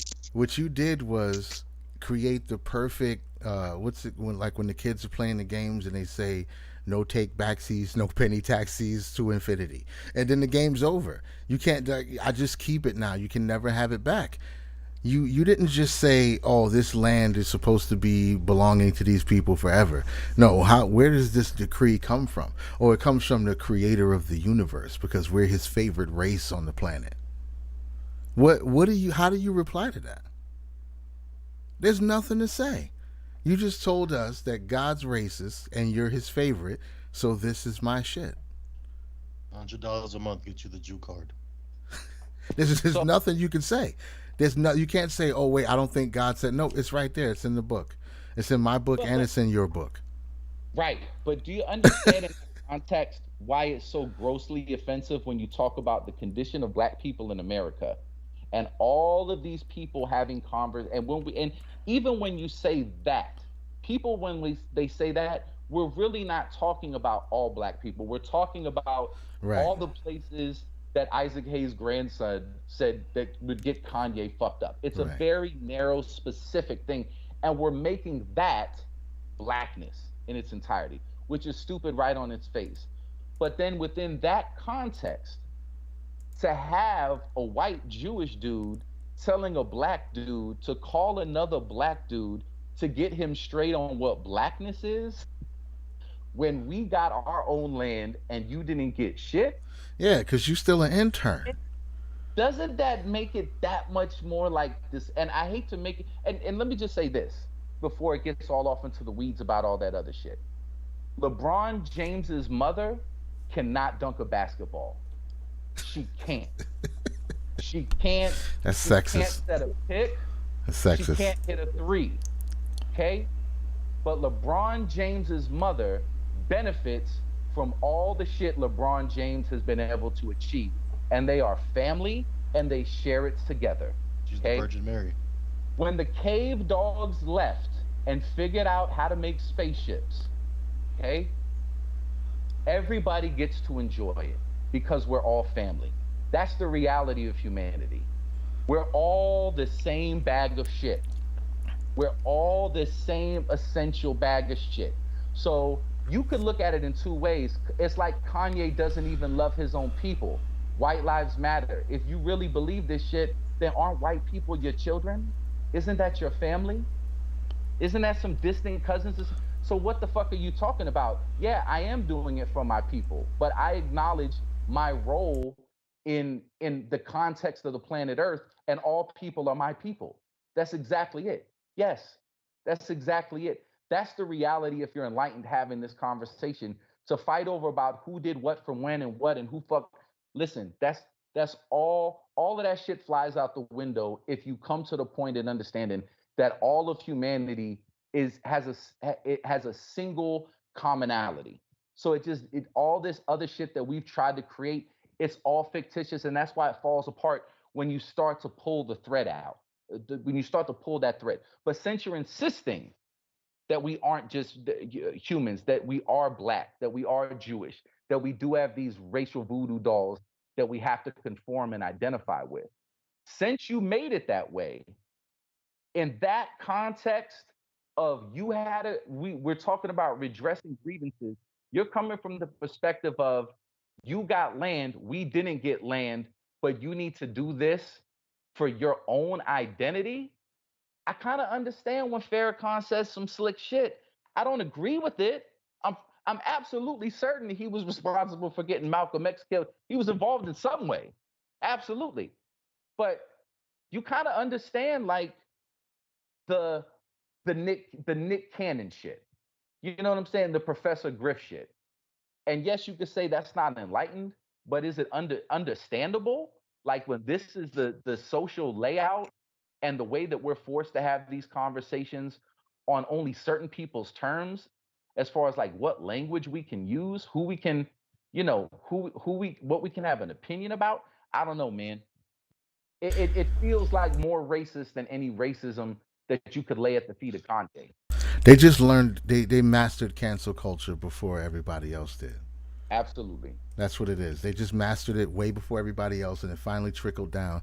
And we've all kind of, almost every group of people who can identify themselves as a group at this point has either done it successfully or tried to take advantage of the same power structure to get rid of people that they don't agree with, or people that they don't like, or people who said anything about something that they like. It's a whole lot of shit you can't talk about, but people refuse to talk about right now because of the fear that that same type of energy, not so you can't even just blame it on any one group of people. Whoever it is that you pointed at, if you say the wrong shit, it's very likely that, unless you're talking about cis white males, you can say whatever you want about cis white males. Other than that, anybody else, they're going to take your PayPal immediately.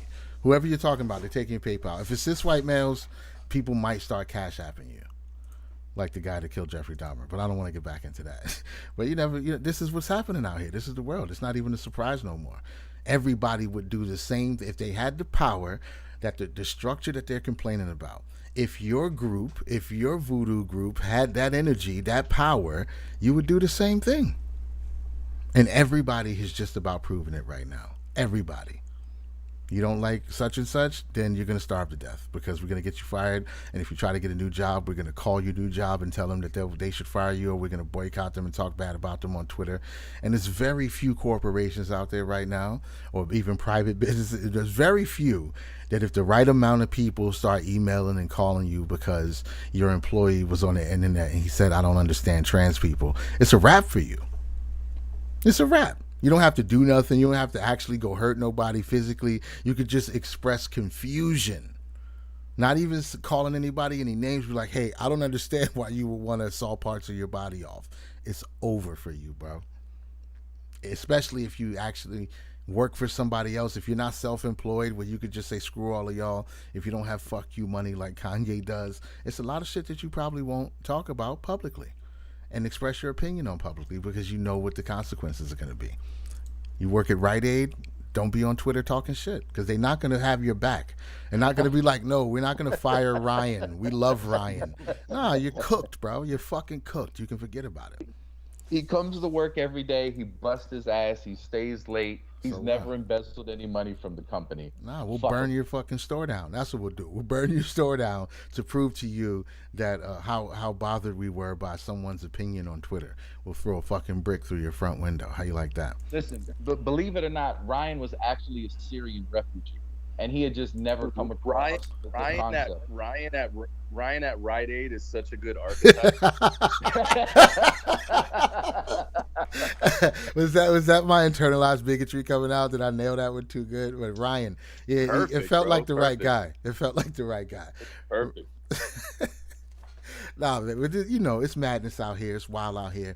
Everybody is everybody. Humans are the fire. That's what it is. I don't. There's no any way that you can organize people when you start making these groups of them, because you think that group of people is better in one way or the other. Like, you're gonna screw up somewhere. There's not a lot of things, especially when it comes to either genetics or something that you had nothing to do with. You can't say tall people are such as it's not gonna work. You think tall people would run the world better than short people? You think women would run it better than men? It's deeper than that. There's deeper ideologies and brain systems that have to be connected to this shit. You can't say black. If it was black presidents and if all the whole White House was black, then the world, no, probably not. Probably not. Didn't work out for South Africa. It ain't gonna work out for nobody nowhere. It's always gonna be a problem. Always.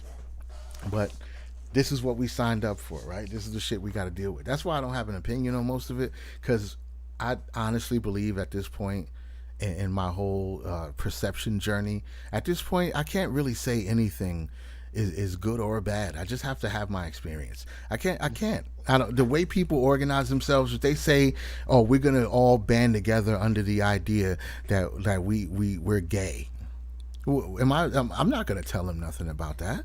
That's not my business. Whatever it is, go do whatever you want to do. Mingle with the people that you want to mingle with. It looks like no matter how people group and organize themselves, they end up tearing it up from the inside out anyway. Because you're not going to Yes. agree on everything. There's Niggas already gonna nig. yeah, in every Gonna nig. in What every what's category. amazing what's amazing what you're saying is exactly what I was saying about Kanye. Like that polarity is the only way that they can even force us to do what they want us to do, is to have us be adversarial towards each other, right? Yep. That's what you're talking Yep. about. You're like, it don't matter. It's like you can pull it, you can do it, you can try it out. That's like, you can go into a situation and be like, if everybody's like this, I'm gonna do this and watch it all play out. And that's what Kanye does all the time, because he knows what the game is. He's like, all right, they're polarizing us, they're trying to make us like hate each other. Like everything you guys were saying about our origin stories, it's the same origin story, right? I mean, there's a lot of differences, but we are all just meat tubes trying to figure everything out. So it's like, it's so much easier to control us. And then when you polarize something and you're not in either pole, you get all the energy. That's how a battery works. Yeah. You have to have a negative and a positive charge to make the Dude. battery work. So if you're the battery, like who's the battery? But Who's the battery, right? It doesn't Dude. matter if it's Jewish or Nigerian. It's the people that know the game and have already kind of coagulated all the resources. dude, and when you try to be just the voice of reason and try to be the most honest broker, you get all the fucking hate. You get all of it. It's like, nah, I don't agree with this and this. Well, you're not Jewish enough. You know, if you disagree with this, then you're betraying us. You're denying this. And then to kind of be in that middle ground and try to see things from everybody's perspective, it just literally makes both sides hate you. Like it's so much harder to find any allies or sympathetic consciousness because people are so riled up in their own beliefs on their own side that you just can't ask honest questions. Listen, You it know? goes back. It goes back to that article Don put out where the undercover cop, got beat up. For, Oh, dude, I watched for, that shit. for It- getting it the made tip me line fucking live for the it, gang rape dude. that he was involved in, and he was trying to Oh, stay. That was the won't most even work. confusing article title I ever read in And my life. I had not to only read did it. he get beat up in a training facility, the guy that he was also trying to snitch on, well, I don't want to say snitch, but provide justice to, Yeah, let's was get in the rid of that training word. facility. Bring to justice. There's Yeah. no such thing as snitching. That's not snitching Bring if you're justice. trying to bring somebody to justice. What is that? Supreme alphabet number fucking 6 or some shit? It's some black shit. Bring to justice. Yeah. Let's think of it that way. Yeah, Not that was a confusing article. I don't even remember. I know I had to read it 3 times just to understand what it was saying. Like a cop in a training exercise gets beat to death by 2 cops who was also investigating for some other. Like what? Why is he in a training exercise with people that he's investigating for criminal activity? How do you get beat to death in a police training exercise matter. and That's you're all I one of know. the cops too? Oh, but exactly. That's another group That's all I know. you can pull together and prove that none of this shit matters. It's all smoke and mirrors. You think cops? Oh yeah, cops are they're the good guys, and yeah, they just beat this guy to death for investigating a rape. So there you go. Like and everything else to add to it. It's just nothing works. It's all bullshit. And the sooner everybody accepts that, the sooner they can start from somewhere and start to actually build, or move farther away from each other and sequester yourselves on your own compounds in the groups that you claim are the best Ship them all to Dubai. connections. Oh, yeah, just dump them all in Dubai. Just shipping containers full of people in Dubai. Yeah. I'm actually with that. That's actually a good idea. I think we should start And- sending people to Dubai. This is what we have to do. We have to abandon our dick clouds based on identity, whether it's of a race, a religion, or a profession. Abandon that dick cloud and make your own dick cloud voodoo mascot just of principles, so that none of that other shit can get through. Because this dude was trying to bring a rapist to justice. Let's Multiple bring some rapists. rapists to justice. And his tribe, the cops, for tribalism, got in their dick cloud energy shit and said, dude, why the fuck are you snitching? You know what happens to snitches. Like, this is how this shit has to be framed. If you're doing unprincipled, fucked up shit, throw that motherfucker under the bus. He's betrayed principles. He's not betrayed the race, he's betrayed principles. He's not betrayed the profession, he's betrayed the principles. He hasn't betrayed the religion, he's betrayed the principles. And then you'd start getting more principled decision making. You'd get cops who are saying, listen, this shit is fucked up principles. I'm not protecting this cop just because he's me. We matter. No, it's deeper than that, and it sucks to have to go a little bit darker right now. But there's only one way that you prove, okay, so there's a guy who's investigating rapists and they work at our job, no matter what your job is, whether you're cops or carpenters, or if y'all all work at Home Depot, and you standing around four other guys and you're like, yeah, I found out some people who work with us are raping people. The only way you get those other guys to help kill you is if they're all rapists also. That's the only way you get that to work. Because who's going to be, what other crime, what could you do that would get that type of camaraderie from people? Oh, I heard one of these cops was selling weed. You think they would beat you to death to stop an investigation about a cop who was like stealing weed from the evidence room and selling it on the street? I don't think you'd get beat to death for that. But if it's something that everybody, even if everybody else was involved in it, if they're like, yeah, we all sell weed too, I don't think they're going to kill you over that. But rape, that's a little bit different. So I think that this is something that possibly, was going on in a deeper situation, not just these two guys involved in something, because they keep finding these rings of people. These, 17 people involved in the sex trafficking thing. They kidnapping people, and they got OnlyFans with hostages and shit. Like, I don't understand, but they keep finding these people. That could have been what was going on. But either way, I'm willing to bet that it gets swept under the rug. Whoever beat him to death is either going to get paid vacation, or they're just going to get transferred to another district and become the chief of police. Ain't nobody going to get punished for that shit. The person who got punished is the person who was going against the majority of the system. And that's the guy that got beat to death. There's too many other people involved in similar activities. The implicity is the whole, that's the magic trick, is when you imply or you like get people to be complicit.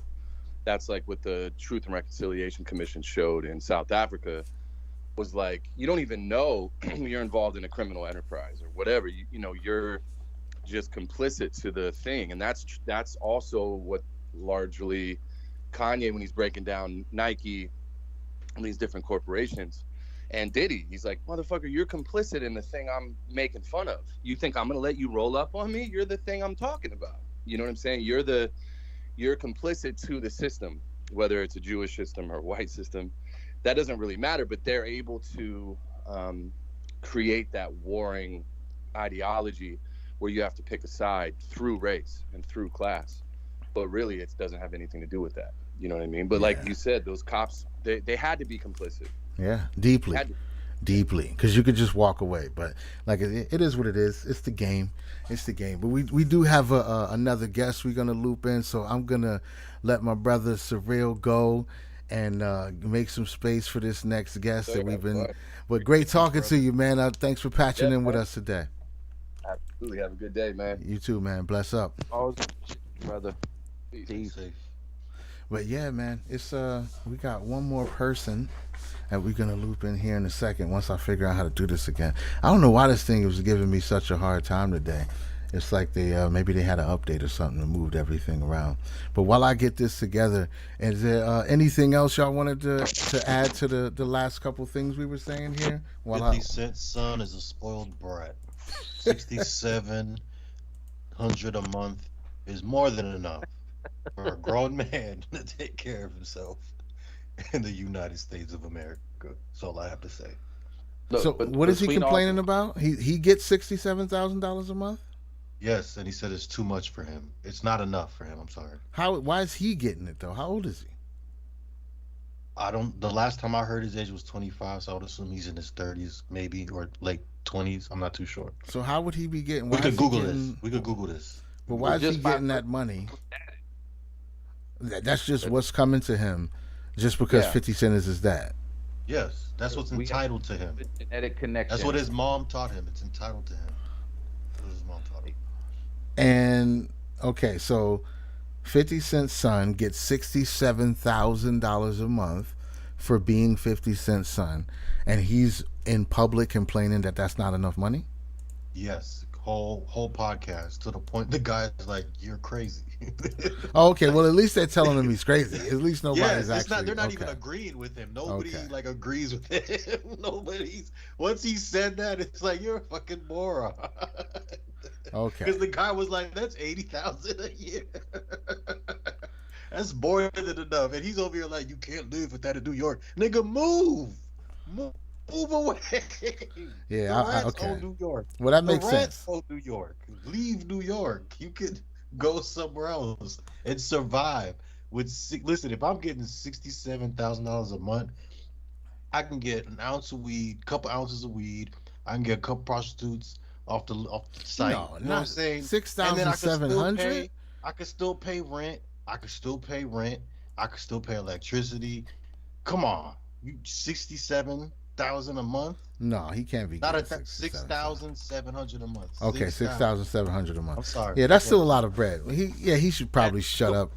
Come on. I don't think I Come need on. to. I don't think there's much on. more to that. He should probably just shut up. Come on. I think that's the answer to that question. Come on. Come on. I Now, figured it look, out. the real question is, did we talk about the blacks, the Jews, and the cops to get sufficiently canceled? No, definitely not. You Definitely sure? not. No, I don't I- think so. I don't- think we left a whole shitload of landmines behind us. No? No, we're good. Nah, we would just. I think we plumbed some I might semi. have fucked up with the Hitler thing. That was the worst part right there. That was the worst As part. soon as that's as bad as we got. And Okay. and he's Haitian. He's not American, so he You might know, not really you know. understand global politics. I missed you. I missed you things. You know, I'm still learning the American way. We'll have to sit down with the rabbi and they'll talk and have. Yes. Nobody said this shit wasn't dangerous. That's Oh, true. it can be dangerous. We got the homie and Eugene here on the show, a friend of the show. He's been here a couple times, and we talked about some stuff through a text. But is there something in particular? Shit, man. You know, one of my favorite things about listening to you guys, and I've been like listening this podcast so far, is you guys hit so many points. You hit such a broad swath of perspectives that oftentimes I'm so not used to that vibe of people actually trying to work with each other and figure each other out in good faith, that a lot of the baseline shit that I come with in entering these conversations, I feel like are already just laid out, and it leaves me feeling like kind of open to be like, well, what do you guys want to talk about? Because, you know, I guess off the top of my head, from my perspective, what a lot of y'all been talking about, this is just my perspective. This is no disrespect meant to anybody, especially no disrespect meant to Kanye. But from where I'm Listen, coming we'll from, provide you the Jew card for 100 a month, the black card for 99. You're safe. Be I ain't free, got my that brother. kind of money. I It's gotta live a okay. little bit more We'll dangerous. talk. We'll be free, my brother. It's okay. It's okay. Yeah, we got payment plans. I think I automatically get the white card just by being born in this body. No, so there's- I'm There still you trying go. to There you figure go. that out. There you go. Yeah. But yeah, I feel you. You said you open to talk about. I mean, we've been talking about a lot of shit. Kanye especially, because he does seem to, like we were saying, polarize people. A lot of people, even though most of the people that are in my field of vision at the moment are disliking everything that he's doing and saying. I don't see a lot of people who are positive about it at all. Most people can't stand him. Well, not can't stand, but they don't like this, especially this type of topic. They act like it's extremely painful and hurtful. People talk about he's selling his soul. Like, I don't really understand any of that shit. I don't understand any of that talk at all. It's difficult for me to see how people can get riled up so easy. Like, if you see a t-shirt that says White Lives Matter and that sends you into a tizzy, and it makes you claim that a person hates themselves and hates their own race, it's like that's a lot to grab from those particular words. That's a lot. It's called white fragility. Yeah. Just exercised by black people. Right, but it's still going to be white fragility. We're not giving up the name, but it's the same behavior. So, do you mean like it's white fragility in people attaching to like a status quo of quote unquote perceived whiteness and reacting from that place, regardless of whatever their birth roots are? Is that what that means? It's human fragility. white fragility has kind of been defined is this thing is if you're confronted with information that you find distasteful or unpleasant regarding race, if it invokes a reaction out of you, you're a fragile white person. You're engaging in what's called white fragility. And so that definition is a thing. Absolutely, But yeah. but really it's a universal thing. We've chosen to call it white fragility, but clearly black people are capable of it. Yeah, I mean If that goes seeing back if that seeing goes back to tribalism that you guys bring up quite often, right? Yep. right, Absolutely. intentional communities and righteous tribalism is the only way to go. It's the only thing that will save us. You know, that's actually really one of the things I also wanted to throw out as a point of appreciation is I've watched you guys just grow and change and develop your earnest work over time. Is like you guys will define something in the past a certain way, and then I'll watch you change your own point of view simply by taking the time to consider it, and then you'll change your point of view and like update it regularly, right? So like when I first started watching you guys, it was like tribalism or not, a little bit, right? It's like you can't be doing tribalism because it's fucked up. We got to do this other thing. And then your critiques have developed more and more consistent analysis and nuance where you're like, kind of, I feel like you guys get what I feel is the case that tribalism is inherently unescapable. It's like physics. Yeah. But that the conversation of tribalism is actually a huge conversation that isn't just boiled down to who's fighting who. That's just a component that is certainly worth pointing out because fighting causes trauma and pain. A lot of the shit that you're talking about with like Kanye and pretty much anybody that's in like the public eye, an aspect of that I see it as being pretty pertinent is like that's people's reactions are like the upper order like harmonics of the off-gassing of the suffering that's part of the fundamentals of our experiences in our culture. Like people are suffering and they express that suffering outward to whatever they can attach it to in an attempt to just get shit moving because it's better than the suffering just sitting there festering, right? And which is why I feel like in some ways it can be really healthy. Like you guys talk about the courage of being true to oneself and speaking from oneself, even if you're at risk of being like hurt or persecuted by others. And I think that's really, that's like a form of catharsis, right? Especially if you're someone who's been told to be quiet a lot. Does that make sense? It just depends. It's still like a walking on the edge line of a thing. But what the baby boomers have perfected is, besides that they had PTSD, is just be yourself, like express yourself. But at the same time, the bigotry, come on, you have to it's either you are that person who's racist or you're not. Yes, like you hate me because I'm black. Okay, cool. I'm gonna live over here, you can live over there. I like dogs, you like dogs, I like cars, you like cars. You see what I'm saying? But at the same time, but if you're like pushing your bigotry, then it's like, yeah, come on, bro. Like, right. You see what I'm saying? Like, Well, but it's still bullshit. There's tribes by idea, right? We can be a tribe by idea, or we can be a tribe by phenotypes. Right. I mean, choose how we're gonna. And some people are just saying, "Hey, I'm not going to agree with that because it's a bad idea." Yeah, I know it's a bad idea and it's not working and it's actually creating all this suffering, but it's our idea and we look the same. So why would you betray me? Why would you betray us? I'm not betraying you. I care about us. This is a bad idea for us. So Puffy comes along and says, hey, you're deviating from blackness. Kanye says, that's not blackness. That's just Democrat politics. Democrat politics are not working for us. I think this would be a better thing to help blackness. Yeah, but that's not what they said blackness is. Okay, I'm betraying your idea because it's a bad idea. But you get to come out and say, oh no, I don't represent an idea. I represent the tribe, right? And so it's a really good way to hide the fact that it's really just a cloak for bad ideas, ineffectual ideas that get a handful of people a whole lot of money, but a whole lot of people that supposedly are being helped get no help at all.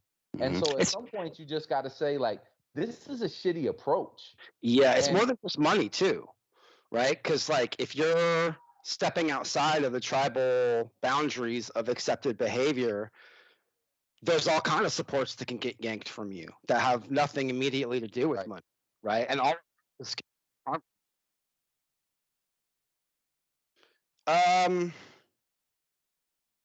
don't know, I'm a little biased in this one because I grew up as a Jehovah's Witness, and when I walked away from my community for the very same reasons you laid out, Pinky, like I lost like everything. Oh yeah. Had every Religion fucking abandons you if you disagree. Yeah. So Did you keep your bike? We all love you. Oh wait, Did you you don't keep your think bike? like us anymore? Yeah. So my point is though, is there's no amount of money that's ever going to be able to buy me the relationship with my family that's going to sidestep that dynamic. But if You could give me- when you lost everything, you had $100 million in the bank, it probably wouldn't have hurt as much. Bro, when I left my fucking family, I was not someone you would want to give that much money. I was not. I would have given it all away instantly. Just like here. Maybe Because of the religion. Because of the religion. exactly because of the religion. 'Cause No, you're not. thinking You're with- not. Yo, you're not wrong. I'm just saying, like the money thing. Yes, money has power. That's undeniable. Money is technology. Technology has power. Technology can be used for great harm. It can be used for great benefit. So, I mean, you already know I'm like pretty anti-money, but that doesn't mean that I'm gonna like be like, we can't consider it because it's No, it's man, it's foolish. It's foolish in the strategic way of living on this Right. planet. It's Right. foolish. When we go to Mars, we need it. When we go to Jupiter, Right. when we go to all these universes, when we'll figure that out, it has to be. It has It's to be because used. we've effectively attached the energy to a tool. It's like if you grow up and people tell you a hammer is evil, you're gonna do everything that you can do to avoid that tool in your box. So you try to you'd rather use a fucking screwdriver to bang a nail in than to actually just pick up the hammer and use it. And that makes everything you're doing more difficult because you don't want to consider the tool in and of itself as an objective help because we've attached an energy, a vibe to it. It's evil. If you love it, it's evil. But it's all in the game that they play because it's the same book that says the love of money is the root of all evil also says wine maketh merry, but money solves all things. I'm really glad you brought up that scripture. I'm not a Christian. I'm actually super not into even really talking about the Bible. I got you. I had to read it like 900 times. But the point is this: a friend of mine who I've been walking through, he's stepping away from his religious programming, and he needs help with like, I need people to talk to that aren't going to call me fucking a sinner and a piece of shit for even The asking cult questions. of dangerous gentlemen. We try to play every Sunday. We try to play every Sunday. Just bring them on over. Oh, I would love to, man. He needs some people right now. He's like about to be homeless. He's going We through have- that thing. You know what I mean? We You know have what I mean? answers. We It's have like answers. you know how when in the Matrix when they pull you out, they're like, oh, he's gonna pop, and then they barf all over the place. Yeah. That's what it's like, dude. I'm watching Yeah. people coming out of their programming, and it's like they're basically having like psychic seizures.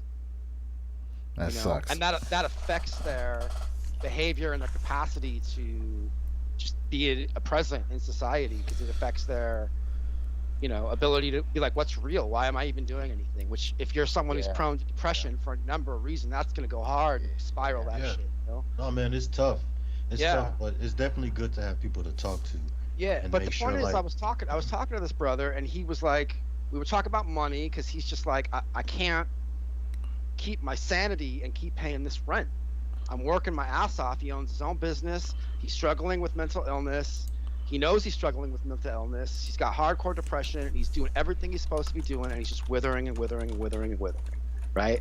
And so I've been there talking with him a lot because I've been through that too. And we were talking about money, and I was like, well, let's create a balanced view of this. You got to pay your rent. You're going to be homeless. That's just a fact. And if you need time and space to be like, this is where this money process is causing me great harm, I'm here to listen, right? And when that conversation was going on, he brought up that scripture that you just brought up about the love of money is the root of all evil. And he was just like, I think there's something really, really important here, even as he's rejecting his programming. And I agreed with him. He's like, this scripture isn't saying money is the root of all evil. Right. It's saying the love of money is the root of all evil. And that's a huge dynamic.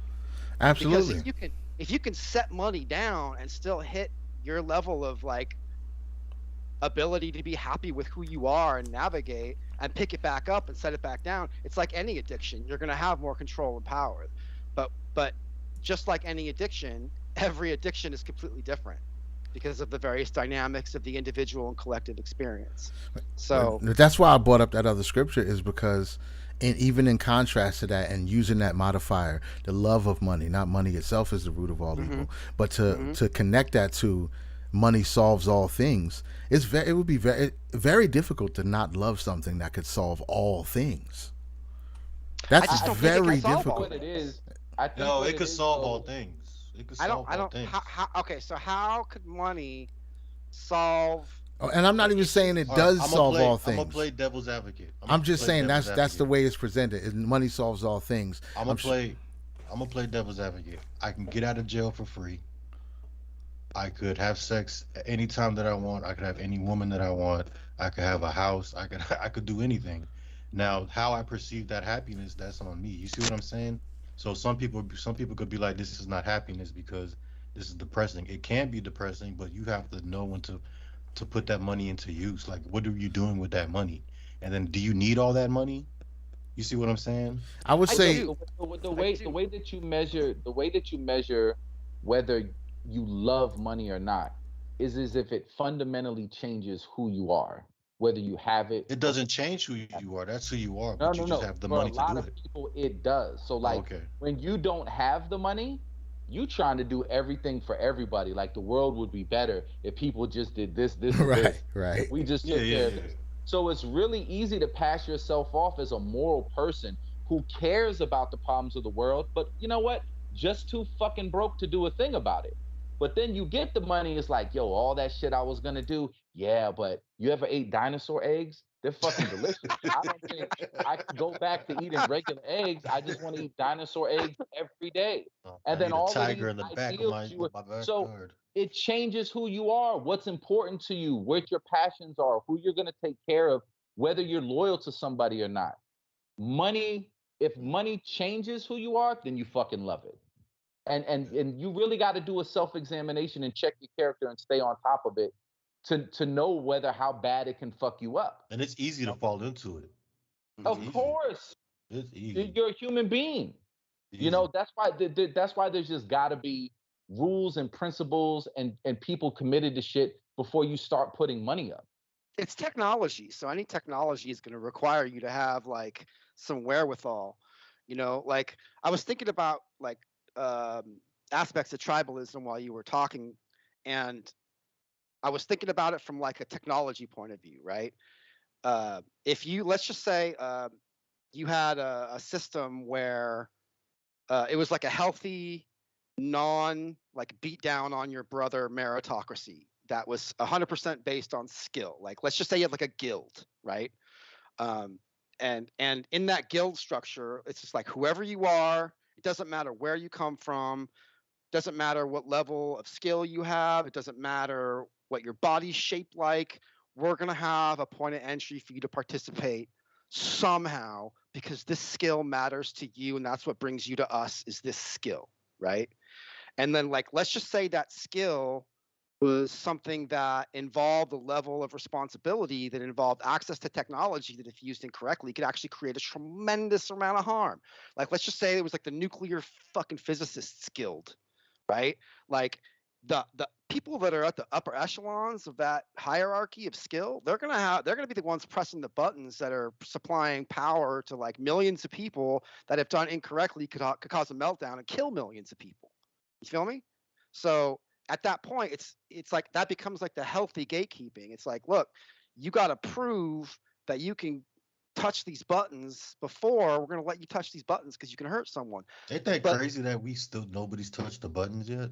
well, but this is my point: is that if you flip it, like in order for that structure to have like full on validity, you got to not have people having to prove that they're like authentic human beings to get food and shelter, because that's just going to corrupt everything that is built from it, because you're creating a mulching machine that's underneath the bottom line, and that's going to motivate people away from a place of genius and into a place of fear, which is what like it's like the inverse of the DSM, right? The DSM is there to catalog disorders. Someone told me a long time ago, I haven't been able to validate this, that when the DSM originally came out, it was supposed to catalog not only disorders, but like Genius as well. Like, here's all the shit that's like documented and scientifically observed around patterns of like, holy shit, genius. As much as it is there to map out like the holy shit, this is dysfunction. Does that make sense? And so Yeah. I don't know if any of this makes sense. I'm doing my best to flow with these large topics. No, I No, agree but to a degree. Go ahead. no, by all means. No, I was just saying I definitely agree, but it's like most of this shit I don't personally know. I'm not an economist and no shit like that, so I don't personally know how anybody would approach changing some of those foundational elements. Like this is just a variable of reality that we have to exist in at this point. Most people don't want to go someplace to like fucking Papua New Guinea or something like that and build a leaf tent that they can live in and have their babies in and shit like that. So if you living in the developed world and children are being born and people are trying to exist in that world, I don't know the mechanics of a model that allows people to have food and shelter just because they exist, and then everything else you get to figure out on your own. It might be a better world, but I don't know how you implement something like that. Like the whole landlord, like we watched that video. I sent that video to Do We Need Landlords? And like in the first 5 minutes, Doobie was like, this guy sounds like he owes rent. So this guy sounds like he owes some back rent. And that's always where it's gonna go. It's just we don't with the convenience that you would also expect. It's not like somebody could build you a concrete box and be like, okay, this is what every human is entitled to when they get on Earth. They'll be like, motherfucker, this ain't a condo. You're going to expect more than that. You're going to expect a soft bed. You can't just give them MRE rations because that's what humans deserve as an existence. But they're going to want different types of food, better food. I should have live vegetables. I should be able to fucking... It's too many things that people would want to require for a comfortable human existence. And I don't know how we supply that for every human that exists for free. I gotta say, I think it's important to answer these questions that are like the scale that you're pointing out is so large. There is no one thing that any person can do except try and test whatever fundamentals they think are at the root of such things in the relationships that they have access to in their own lives. And I feel very strongly that goes back to what you guys have been talking about since day motherfucking one, which is let me remember the exact verbiage: the supremacy of the currency of compassion. Yeah, right? Yeah, absolutely. But again, we're getting into metaphysics now. We're getting into fundamental change on a cellular level. Right, exactly. So I'm saying that on a practical level, these vast scaled concepts, as above, so below, you're going to see fundamentals that are going to apply to your relationships with individuals, just as they will in ways that are different but similar to groups relating to groups, and the real complex interactions that come with tribalism when you're acknowledging the repulsions and gravities towards the power centers that a group revolves around, that are, as you guys have pointed out, multidimensional. They're intellectual, they're emotional, they're physical, they're religious, they're spiritual, they're political. I mean, there's so many dimensions to it. And so for me, like, taking any of this seriously, instead of being like, dude, this shit's so big, why do I even bother? It's like, well, where do these fundamentals apply in my relationship? Am I hurting somebody in my life? Yeah. Maybe I should stop hurting them. Am I hurting myself? Maybe I should stop hurting myself. And then maybe that diligent daily practice of not hurting myself and others, maybe that can be applied to larger scales of interaction. And then so that's when you take things into like whatever groups you're already a part of, which is going to be most likely your family, your work, or some other random shit that's based on your interests, right? And those fundamentals of not hurting each other, they're going to work in any pattern you put it in, unless you're in something like boxing, where you're there explicitly and consensually to beat the shit out of each other, right? or the dozens. Like, this is the room, this is where we go to do the dozens and rip the shit out of each other. You know what I mean? Like, if it's consensual, it's a whole different thing. But the unconscious I say we creation. go back to samurais, bro. I mean, how do you The guns ain't working. Might as well just go back to No, swords. no, listen. Very effectively. Very effectively. They are multiplying force quite adequately. No, I get what you're saying. Is like, look, if there's not this, I understand that there's these really big problems, but if I don't have a program or a vehicle in front of me to actually do something effectual about it, what happens to that energy? Okay, let me just have some personal disciplines and cultivate these principles in my immediate interactions with the people around me. Like, I get that, but I'm also looking at and this is why I will always support Don. I support his vision about shit. Metaphysics or we're fucked. That's a reality. If there's not an underlining change that fundamentally makes people interact with the people around them differently and see things differently, then anything you do from there is doomed. But at the same time, your friend is suffering, right? Right. Your friend is suffering is like, how am I gonna have a place to live? I got all these pressures and shit is fucked up. And right now, I'm being abandoned by a community. So in any other circumstance, this is where tribalism would serve me when my life is falling apart. Where is my community support me? Well, you don't think exactly how we think anymore, so fuck you. We don't care what happens to you. We're taking away your bike, and you can't come here anymore. You're excommunicated. But there's there's an adjacent thing that's equally as important, which is people that position themselves in the exact same place through well-intentioned ignorance versus religious dogma, right? Sure. But what I'm saying is that's why Don's vision is so genius. When you talk about a place that's self-sufficient and you're trying to transition people out of the fuckery and maybe have them flourish and find themselves and be able to engage in humanity and solve problems in a more so think about a situation where, okay, well, there's this place I can grow, I can contribute to the food production, I can contribute to the fucking what's it called, the biodegradable hemp plastic shit, right? There's some sort of enterprise and a way to sustain us. Like, hey, money solveth all problems. There's some sort of real framework of we can feed ourselves, we can produce something that creates wealth, that creates an opportunity to create a living situation for somebody who's suffering under the old paradigm. And now you've got an actual practical way to transition into the new paradigm. What stops a lot of people is like, how am I going to feed myself? Exactly. What am I going to do? And you notice a lot of these people that are asking for donations to make themselves rich, they're not telling you how to get the fuck out. They're just taking your money and giving you a sense of anger or a sense of pride, but fundamentally not changing anything. So when you talk about practical solutions, it's like if you said this solution is exclusively for Black people, it would be a fucked up solution because it wouldn't be founded on for like complete righteousness.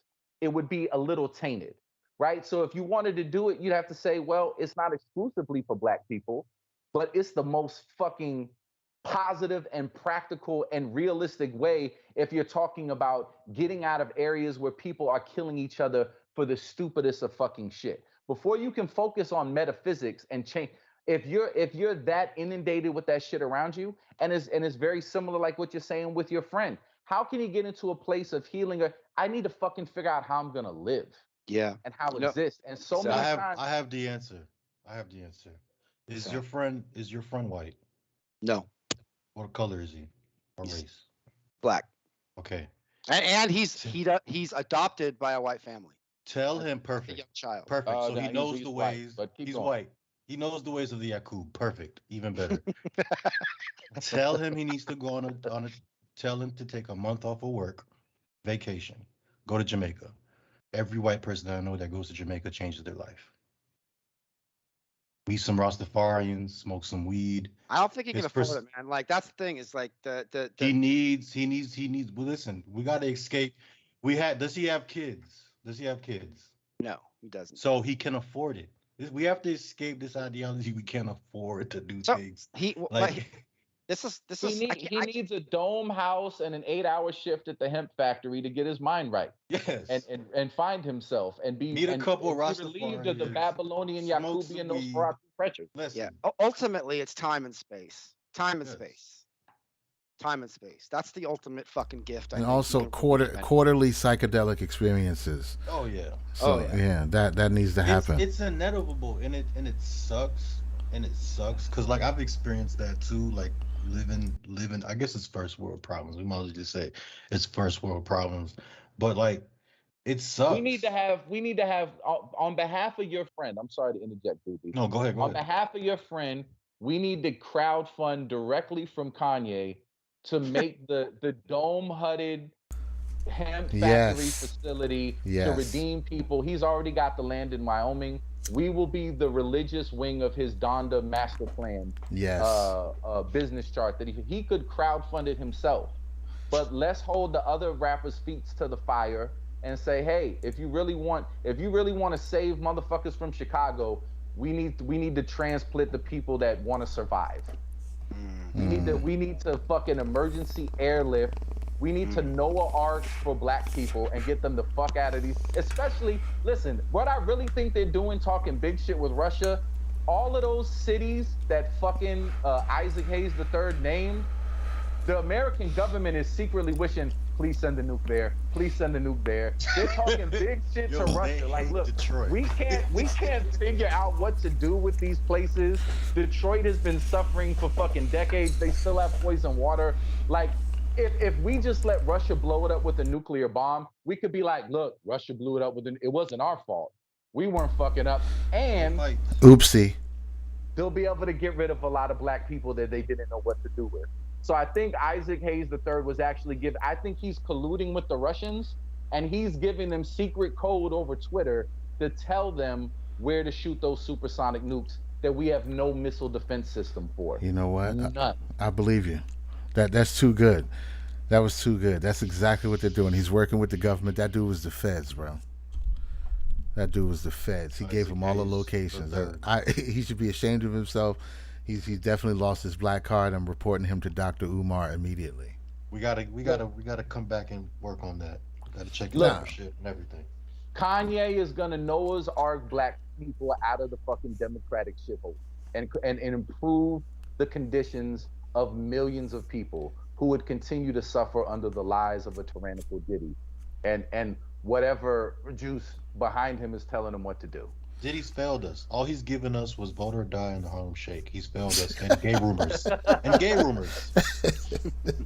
Diddy's been telling us this for years. That's all I have to say. Diddy's gotten people killed, I'm pretty sure. It's just Allegedly. This crazy guy from Chicago, you know what I'm saying? He might have some ideas in him. I'm just saying that to me, I'm in a field where I see a lot of things. So to me, if he's not shitting in his pants and peeing and talking and saying all this stuff, maybe he's not too crazy. Like when Lil Wayne talks, he's on drugs. Bro, you don't get to everything. You don't get to that net. You don't get to that net worth being crazy. You just don't. We can call people crazy because we don't agree with them or how they express themselves, but you don't get to that level of operation in this system. Sleepy Joe being crazy. You Joe's doing the Weekend at Bernie's right now. Possibly. He might be alive. He might be dead. The jury's still out. I can't really say either way. But he's definitely fucked kids. That we agree on, right? Oh no, I don't know if I can say that either. Do I have to do it allegedly after that one too? Yes. Okay, allegedly. Yeah, allegedly. But he does like sniffing children. I've never gotten an applause. There's questionable videos where we can. It's like, but you know, his kid. He had some kids that died in a car accident. Okay, that's really, really sad. I just still don't understand how that transitions into sniffing. He could have been like, hey, my kids died in a car accident. I used to play Connect 4 with them. Hey, little kid, can I play Connect 4 with you? You remind me of my dead child. They're like, no, that's not how he expresses himself. My kids died in a car accident. Can I touch your 11-year-old breast and smell your hair? Just for a long time. Just really get a good whiff of your hair. To be fair, Connect 4 takes a long time. He's a busy guy. So maybe you just get a few whiffs and then you got to go to the next. Biden, Leonardo DiCaprio. All right, I'm sold. I want to be black. I'm voting for Joe Biden. I'm sorry. You're right. That's technically the only way you I'm can sorry. be black right now is to vote for Joe Biden. Yes, you gotta That's like vote for entry Biden. level to blackness. You vote for Joe Biden, and then we can talk about all the other shit. But first and He foremost, said it. that's He what he let it be said said. what known. the Yeah, Democrats were thinking. he said If it. you Yeah. don't vote Democrat, you're not black. We've Let, engineered this. they, The we, Republicans set you free. We we, made you come back to us. You're not we, going back to them. It's listen. us or you're We've branded blackness. We've copywritten it. We own it. yes. That's true. Blackness That's is true. our official vehicle of advertising. It belongs to us. If you disagree with the bad ideas, you're betraying the race. Holy shit. It really is ingenious. That's true. Black people don't own blackness. I just Yeah, realized that as you were that's talking. today's lesson. National Democratic Party Yeah. owns blackness. Yeah. Yeah, black people don't own blackness. That's an excellent realization right there. Because That's hella deep. yeah, because they at the same time, this is amazing. This is Inception. George Soros. This is Inception. BLM. So at the same time that they tell you that they control the culture, they say what's cool, anything that we like is what the world like. They all this influence that they accept having, but also in the same breath will tell you that because of white supremacy and the capitalist structure, they don't own any of the systems that disseminate that coolness to the world.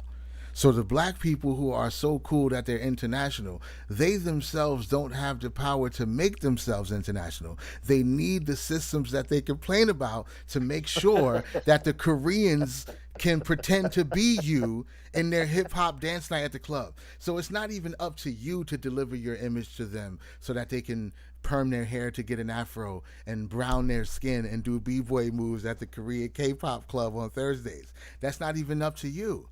But you still take ownership of the blackness that's being delivered and sold to them. That's Those amazing. guys don't have the black card, by the way. That's why they don't say the N word. Dude, blackness can be a murderer. Blackness can be a drug dealer. Yeah. Blackness can be a violent threat. Yeah. What blackness can't be is a billionaire Republican. That's not Whoa. You can say the N-word. You can own all of it, but you can't be a billionaire Republican. That's not black. And I'm gonna make you think it was your 49.99. idea. And I'm gonna make you think it was your idea. 49.99. Holy shit, that's fucking 49.99. evil. 49.99. Damn. Wow. Yeah, it was your idea. I'm glad I got to witness that. That's amazing. That is amazing. They're claiming it's the same guys who say this is my block and don't own any real estate. It's the same thing. It's the same mentality.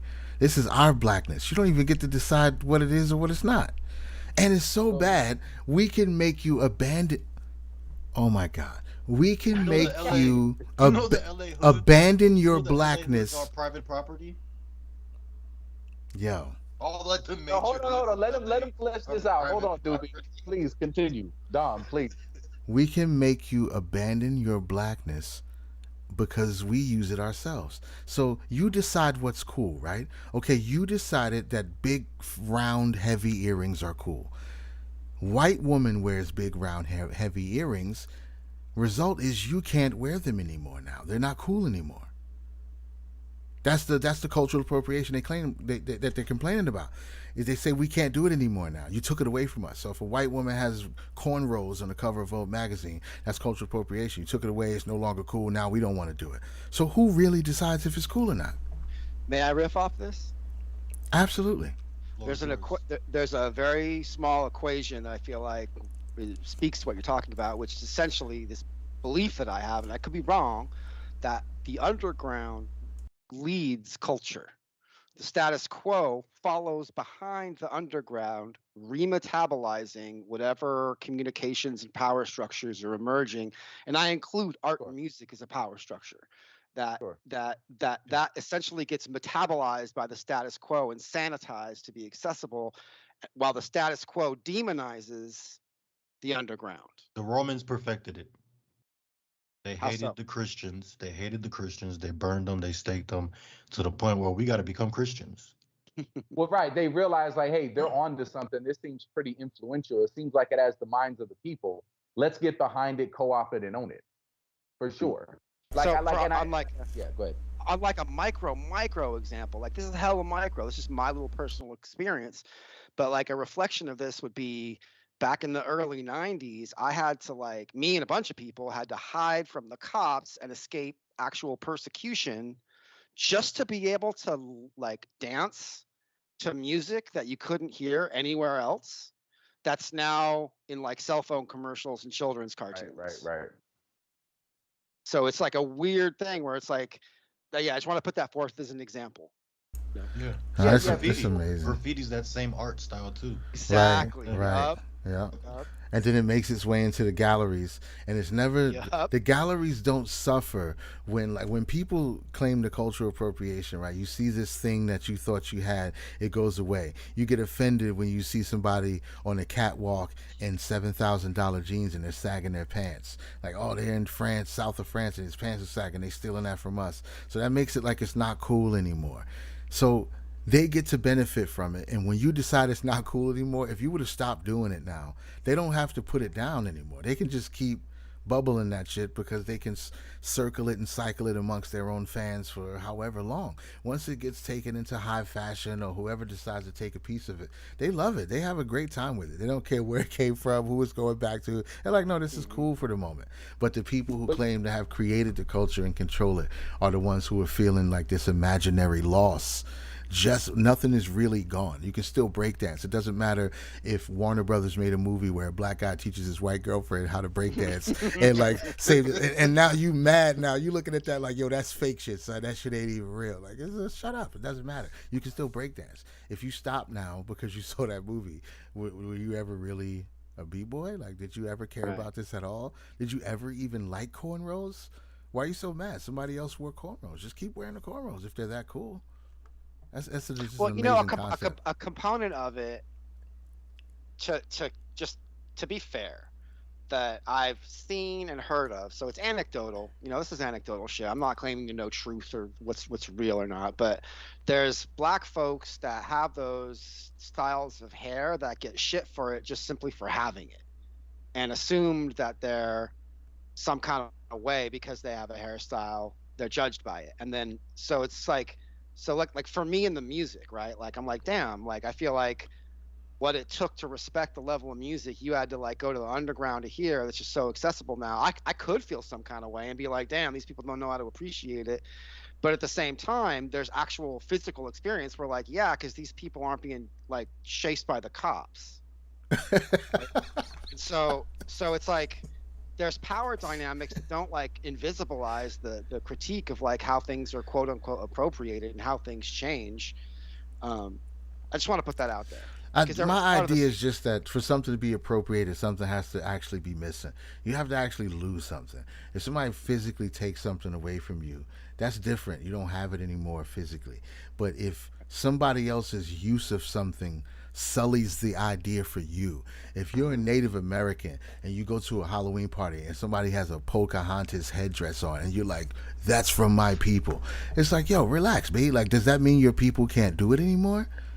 It doesn't matter. It's an idea. It's nothing I get the point of view, but the thing is there's like very real trauma connected to a lot of these experiences. Yeah, there's folks who are just saying the latest shit.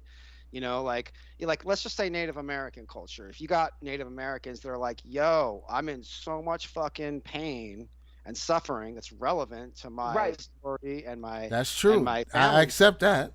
What I don't But if you really love somebody and care about them and you want their condition to improve, I can't hear you, give bro. them.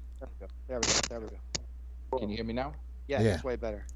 Yeah, if you really love somebody and you care about someone and you want to help them, you're not gonna force them to wade in the waters of trauma 24/7. It's not good for their mind. It's not. Oh, good absolutely. For their, yeah, 100%. I mean, it's horrific. And so if you put up the two choices of what's being presented, you basically put black people in a position to say, well, we have to get rid of Kanye.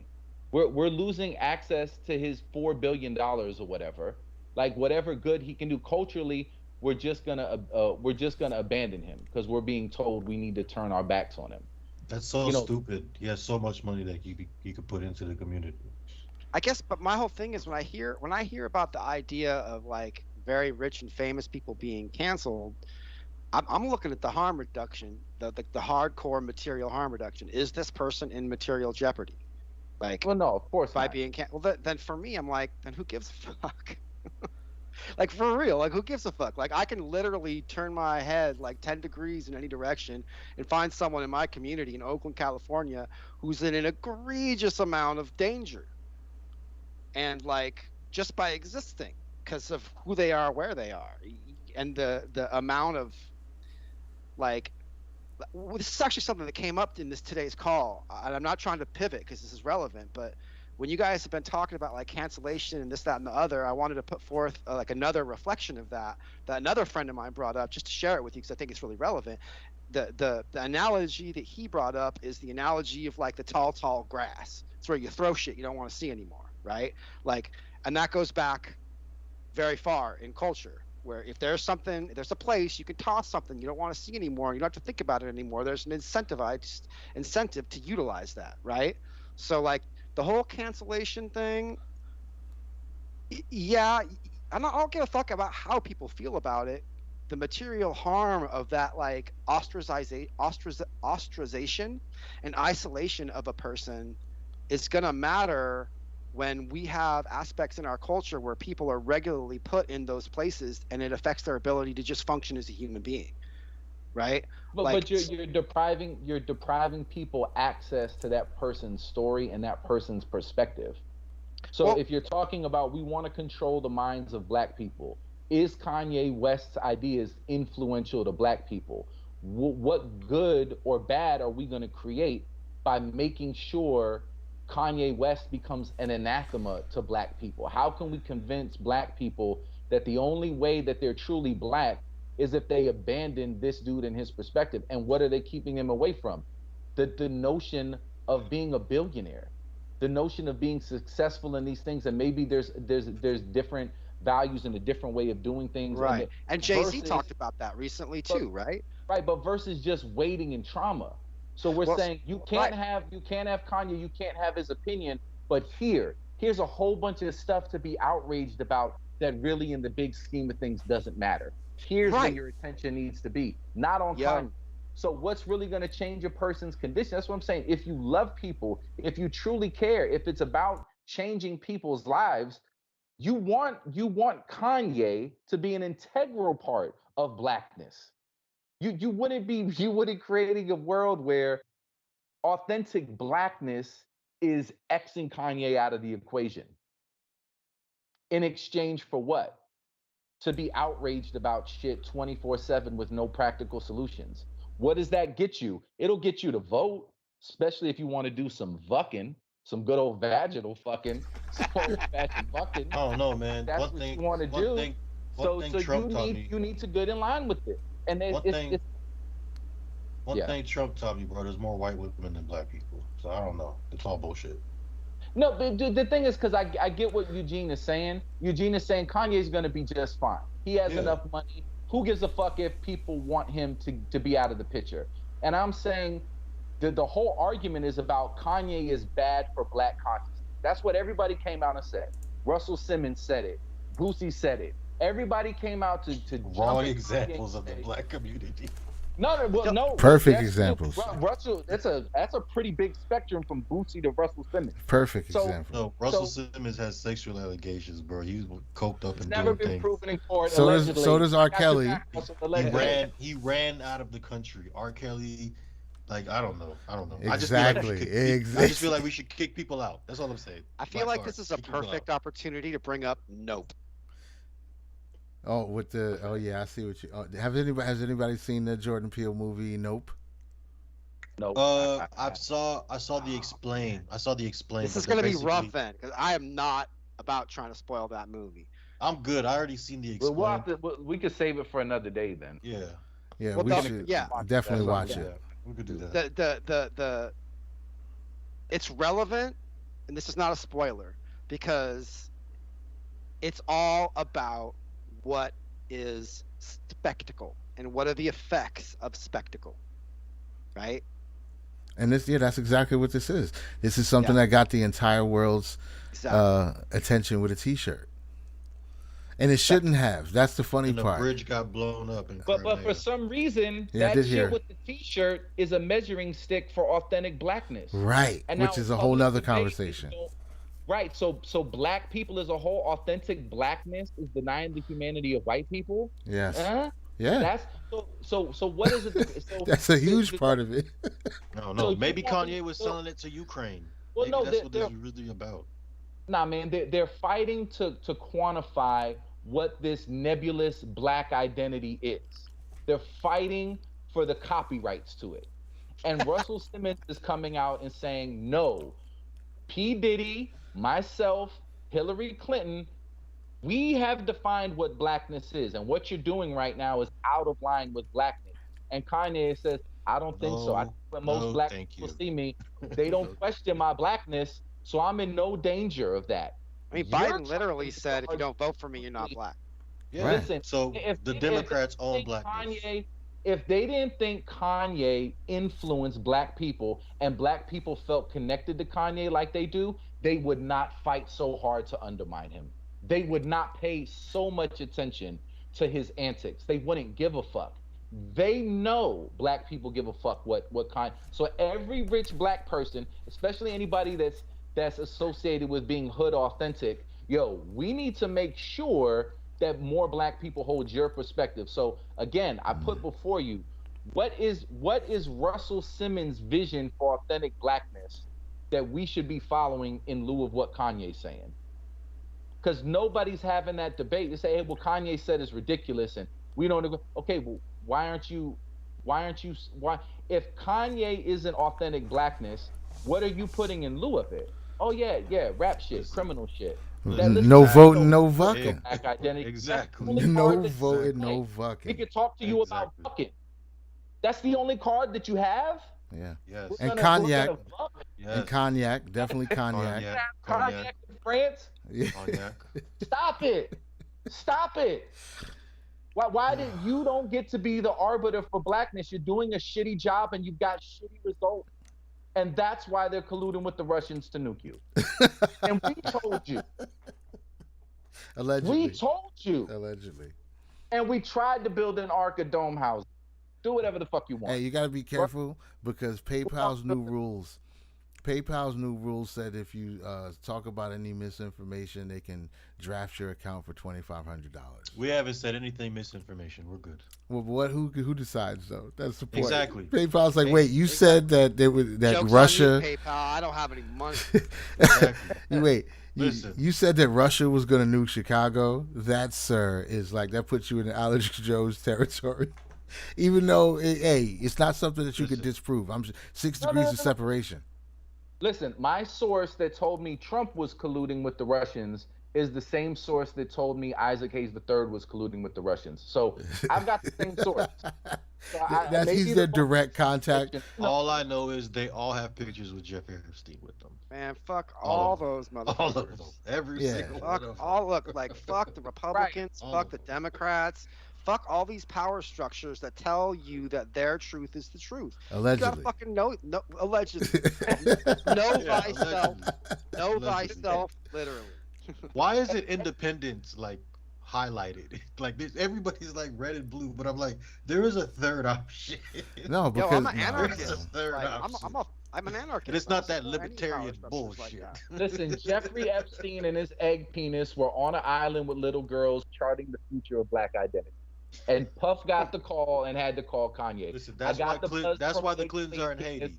That's He's why the still Clintons are in alive. Haiti. He was never killed in the prison. We stole the tape. Egg Penis gave me the call and said he's closing down your hedge fund and your $3 billion is gone if you don't tell everybody what blackness really is. So the He Clintons got went the to call. Haiti to learn about blackness, and they brought the poison back to America. That's all. Do you remember That's when it. they were showing how like all that money went to Haiti and all there was to show as it was like these like little hobbled shacks and shit? allegedly. I mean, No, Haiti is chaos. Haiti This is was in the news. currently This isn't even hell alleged. right now. It's No, not even but alleged. listen, but I mean, this was back in like 2000. Oh no, I remember. Something like Well, that. who was It responsible for it is the alleged part. Nobody. Where'd all that money go? Yeah, the who? No, poof, and it's gone. That's it's over. It's over. There's somebody rich and they're not in America. I know that much. Yeah, and the money split 15 different ways already. It's gone. You can't follow the trail. Poof. Everybody got their hands greased, and that's how the I mean, the world moves. military's been doing that for a minute too. That's how the world moves. The military CIA has trillions of unlimited funds in their They budget. just be like, we don't know where these trillions of dollars went. Oopsie. So, We care about black people, and then we run off with all the money. Is a powerful grift. Yeah, it is. It is powerful. It is. Well, we can't say they ran off with all the money. They did get a mansion. I think it was in Beverly Hills or something like that. Oh, not mansion. I'm sorry, headquarters. They got a headquarters somewhere in Beverly Hills. Like, you need a place. The black community. In the black. I don't know if it was in the black community. No, we want to be around our own kind. We need safe spaces. It's the black part of Beverly Hills. Yeah, maybe. Now that they're there, it is. That's how that works. And that's them, fighting against the culture. We need to invade their spaces. That's not gentrification. So yeah, let's just. Couldn't you have bought some nice? Gentrification is such a hilarious thing to be upset about. So okay, rent is high, but the neighborhood is safe. So wait, we want the neighborhood back to being bad? Yes. Where people are stabbing and shooting people? Yes. Okay, the rent is high. I understand. Diddy called me. Diddy said this is blackness and we want it. You have it. It's yours. Take it. Keep soft shoeing for Cognac. Keep saying no voting, no vuckin, which is the same company. That's the same company that put out a couple years ago. They hired what's his name from Vax That Thing Up, Juvenile. They paid Juvenile to remix Back That Thing Up to Vax That Thing Up, and he. Oh, I didn't know that. You didn't see that? Oh, bro. I don't think I'm ready for this. No, it's Juvenile. It's Manny Fresh.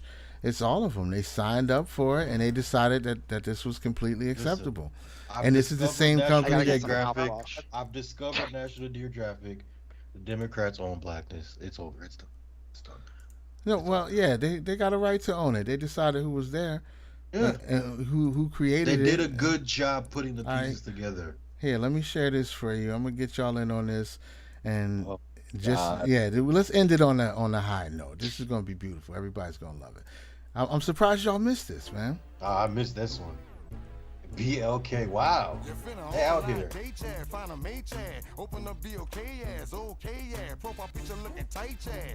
Nice, yeah. Got your bio reading right, yeah. Precise, yeah. But before you find a date, yeah, you gotta wait, yeah. Gotta go back to nature, get it straight, yeah. Girl, you look good, want you vax that thing. I'm using handsome young brother, want you I can't believe I missed this. Yeah, and that's really them.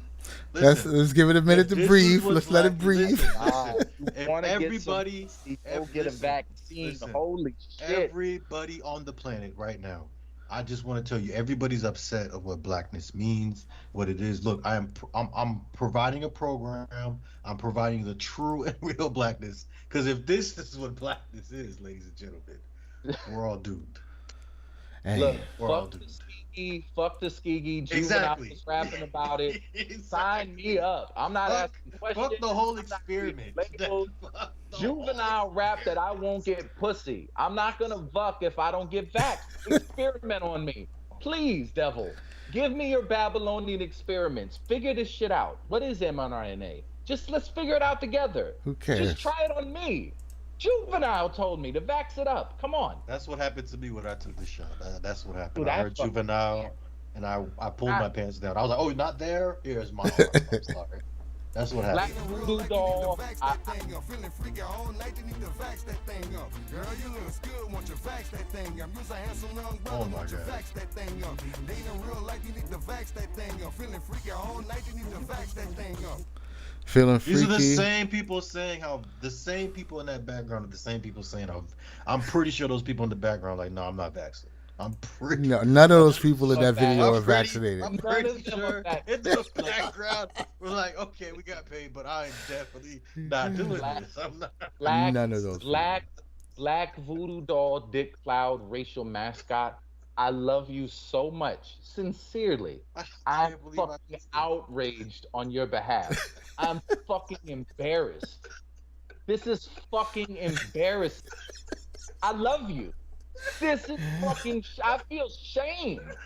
I feel shame that's put out into the public sphere to make a decision about if you're gonna die or not. Experiment me on me medically. I'm gonna make that decision. You think I'm gonna make that decision based on sending me a song? No. Not just We any gotta song. get Juvenile, baby. This is a But he song was that so, you guys really but he like. was so on rhythm. Of He was course, so yeah. on, and that He beat still got it. slapped, though. They brought back Manny Fresh too. It's with the this, real like, beat. It's the real original beat, and it's Manny Fresh and it's Juvenile Fresh, dancing in the Juvenile. video. How do you argue with that? There's no You counter can't. argument. You can't. Literally no counter argument. You can't. This whatever Cash this, Money to the 2005, baby. dude. It's embarrassing. It's embarrassing. It's insulting. Well, you clearly not vaccinating that ass up. Like He I'm said- vaccinated, and this makes me not want to vaccinate. Yo, You want to unvax? when they put the needle back in and take it out. He's like, I trusted the vaccine until I saw this video. Not because it made me sick or anything. Not because the vaccine had any ill effects. This is Only embarrassing. because this exists. Yeah. I want it out of Clear my like body. this is like clear like authoritarian communist Putin. Like, Bro, let's go. you cannot Let's go. blame this on the communists. No, I'm what I'm throwing saying- in the red flag. No. What I'm saying is the way that they're telling you. Like, forget touch. Yeah, forget the This touch is classic experiment. advertising, dude. This is classic. Forget that it takes months and years to test drugs. Forget there's a sickness that's killing. Who's it killing? It's killing the fat ones. Really? It's killing. Okay, hold on. But Time out. it's killing Killing It's everybody. killing the people that I work killing- with as a listen, career. That's a fact. Listen. I believe that it happened. I was there. I was in the front lines. I'm not denying it. What I'm saying is the people that were dying from it, it's like unhealthy people. People are sick. It's to the point now, it's not pneumonia anymore. You're dying. It's some of the majority. That's true. But it did happen. It did happen. But like, Juvenile it's like said, if you want to But- get freaky all night, you need to vax that thing up. get the test. That's Get what's the test. important. You know what? I'm completely willing to sacrifice the world's disabled population in the face of my disgust for this video. God damn it! I had no idea that was in me. What happened to the black people that thought white people made AIDS? They're injecting us with AIDS. They gave us AIDS to kill each other. They didn't Wait, do a good I job. can't fuck They you. didn't hire I need Juvenile. I need a white man to inject me with some drugs before I can fuck you. Yeah, but you know what? If you're eating well and exercising, it doesn't matter how much AIDS you get injected with. You're gonna No. But you're not hearing That's what true. I'm saying. That's true. You're not hearing what I'm saying. People that said white people injected us with AIDS so that when we fucked each other, we would spread death to one another. This was engineered by the white man. Okay. White man, black community, do I have your attention? I don't know if you're listening or not. I'll have one of these Rogans come out and rap for you a little bit. Listen, I want to inject you with some shit. And I Hasn't been want you to tested. think Hasn't been you tested. can't fuck nobody should fuck you unless you let us inject you first. Don't worry about that AIDS thing. I know you spread that to each other with fucking, but this you won't spread by fucking. But still, before you fuck, you shouldn't fuck anybody unless we injected them with something. Yeah. Nothing? What happened to people that didn't trust the government? Bro, a lot of people don't even know how the cells in their body work. Most people don't. But wait, I just want to point out. If you were like, yo, how does the fundamental building blocks of your body function? They'd be No like, what clue. the fuck are you talking about? No, that's true.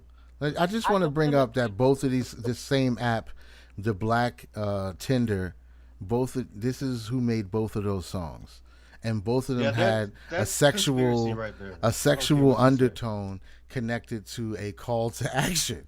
So it's sex and call to action. Creepy. That's how you so talk. Creepy. That's a conspiracy. What the fuck? app. I'm not even That's trying to a be about that. I'm conspiracy app, bro. willing Like, to I'm not like even with think it. about the fucking issues, but you ridiculous. start telling me to start fucking this way or the other, Or I'm just not like, fucking, yeah. or whatever. I'm just like, bro, unless we're talking about, I guess AIDS. I guess it's pretty relevant to You AIDS. shouldn't fuck people based on songs you hear from And unless it's Prince songs. If it's Prince songs, then you can decide you want to screw based on Prince songs. But other than that, you shouldn't be just taking advice from singers about who you should and shouldn't have sex with. Maybe. Look, whether you got vaxxed or not, right? It's your personal decision We were confronted with something we didn't know much about or understand. People did their research. They made a decision, except for the people who were coerced and had to for their jobs. But for the most part, whether you got it or didn't get it, it was based on your research, what you felt comfortable with, what your capacity for risk was, your risk tolerance. But when you're saying, hey, this nuanced conversation, the way that we think we should frame it for black people is first center it around fucking. You know that's the big right, dude. The way Yeah, you laid it out. sex. Listen, the sex call to action. Sex call. It's Pavlovian. Like you want to fuck, right? Yeah. I want to fuck. Okay, go vote. Go vote. You want to fuck, right? You want to fuck, Go right? vote, boy. Vote. Go vote, Go to the boy. next scene. Go vote. Come on. Look, I'm confused. Can you just tell me where to put my dick, please? Yeah. After you In the vote. voting booth. In the After voting you booth. vote, you can get vaccinated in This the hole, voting this hole booth. right here. Okay, cool. Yeah, you can get vaccinated inside the voting booth. Just go down there, put your arm in the hole, push the button, and when Put you it in come the glory back, hole. yeah, put your arm in the glory hole. We'll fix everything. We'll fix everything. Everything will be fixed. The With the dick glory. comes to the glory.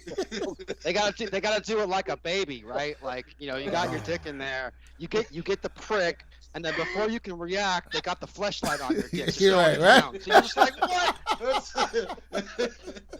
Yo, can you get into the vaccine glory hole voting chamber? You just go in for a fucking. Hey, I just need to find out how to vote twice, brother. Across the nation, voter fraud has skyrocketed.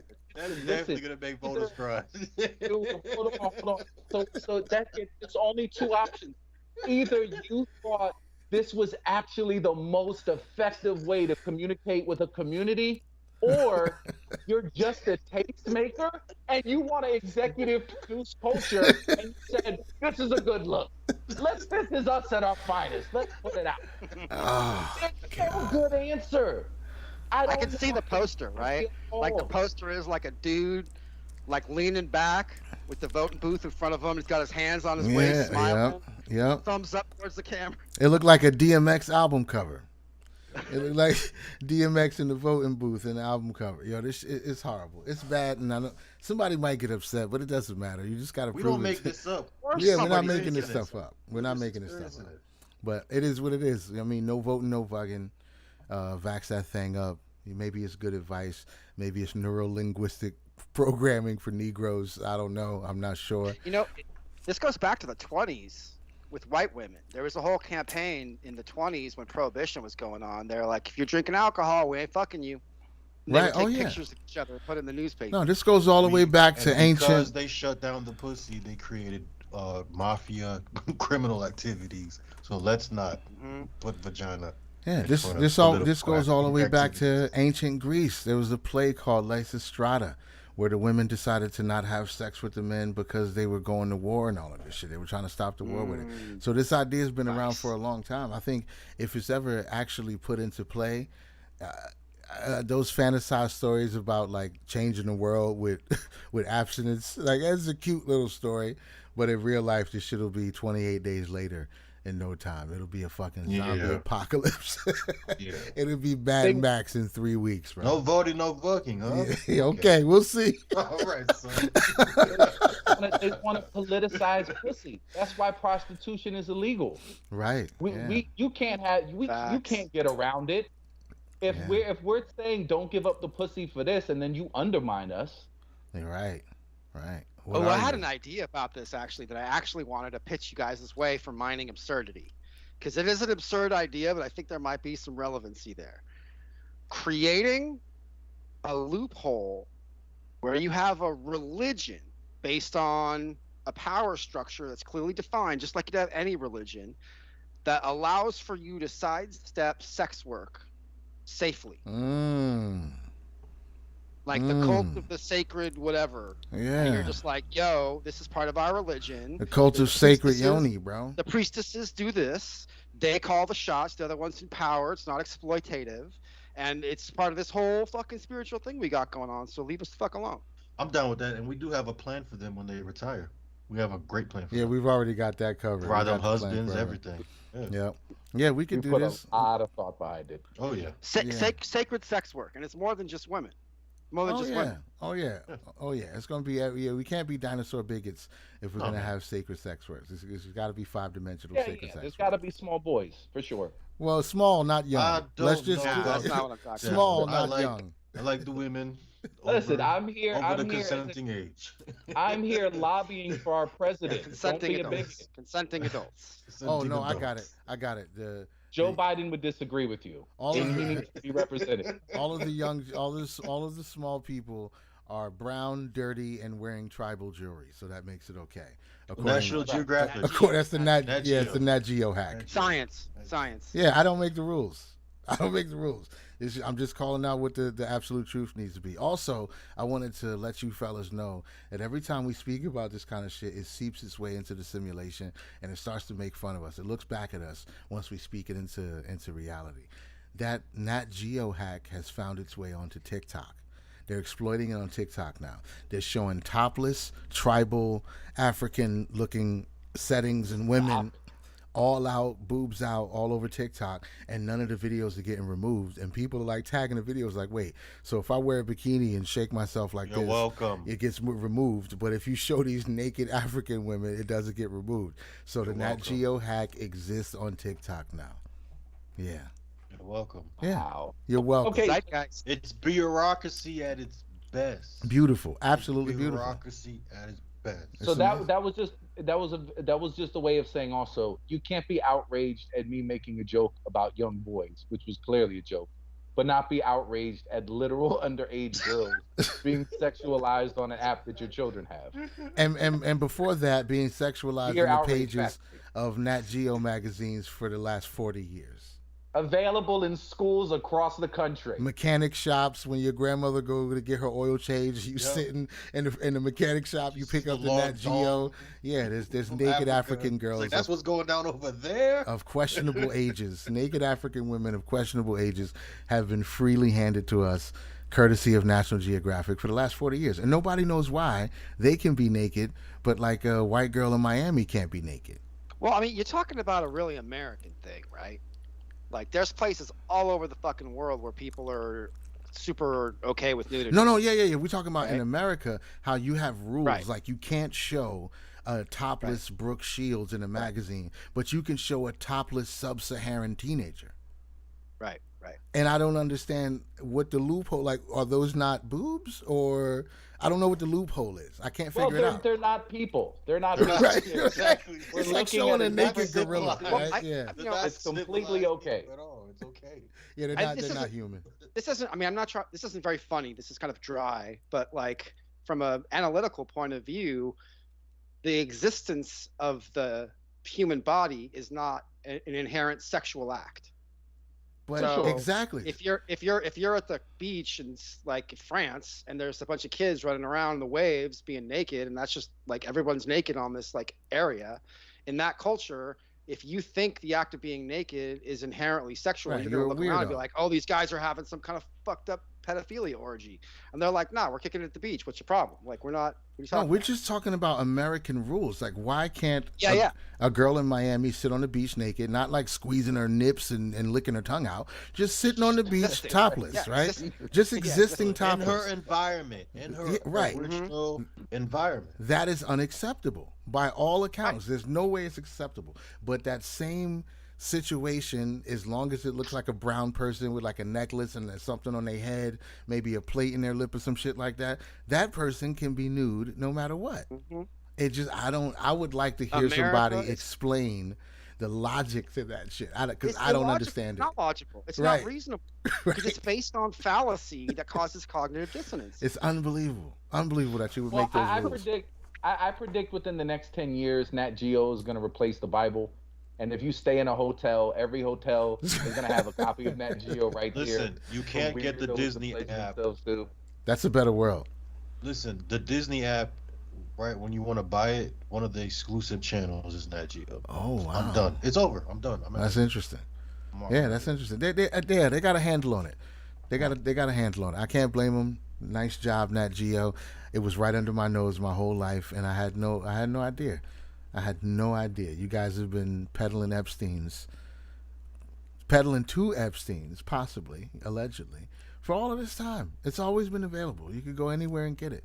And they act like it's some kind of weird shit, like, oh, you can't show topless children. That's sick, unless they're dirty. And if they're Unless they dirty, look very desperate. yeah, Like they may do anything for some food. As long as they look like they do anything for food, then we can credit the print. That's It's the what same we're really thing. Like interested it's the same thing with back in the '90s. Like you see those commercials, like those Bible commercials or whatever. They have the kids, and like the kids has no pants, no right, pants. right. You see, like Where- you see, and I'm Oh like, what's my going God. on here? Like I shouldn't see this. Like what's going on here? Ah, Are don't the worry. creepiest, evilest people Don't that have worry. ever been manufactured. It's Oh, my fine. Man. But yeah, I appreciate you, brothers, man. I think I'm about to wrap it up and grab me some grub. I'm going to find something useless to watch and waste some time tonight. I'm just going to relax, man. I appreciate y'all making time to link up. Appreciate the conversation as usual. You know what I'm saying?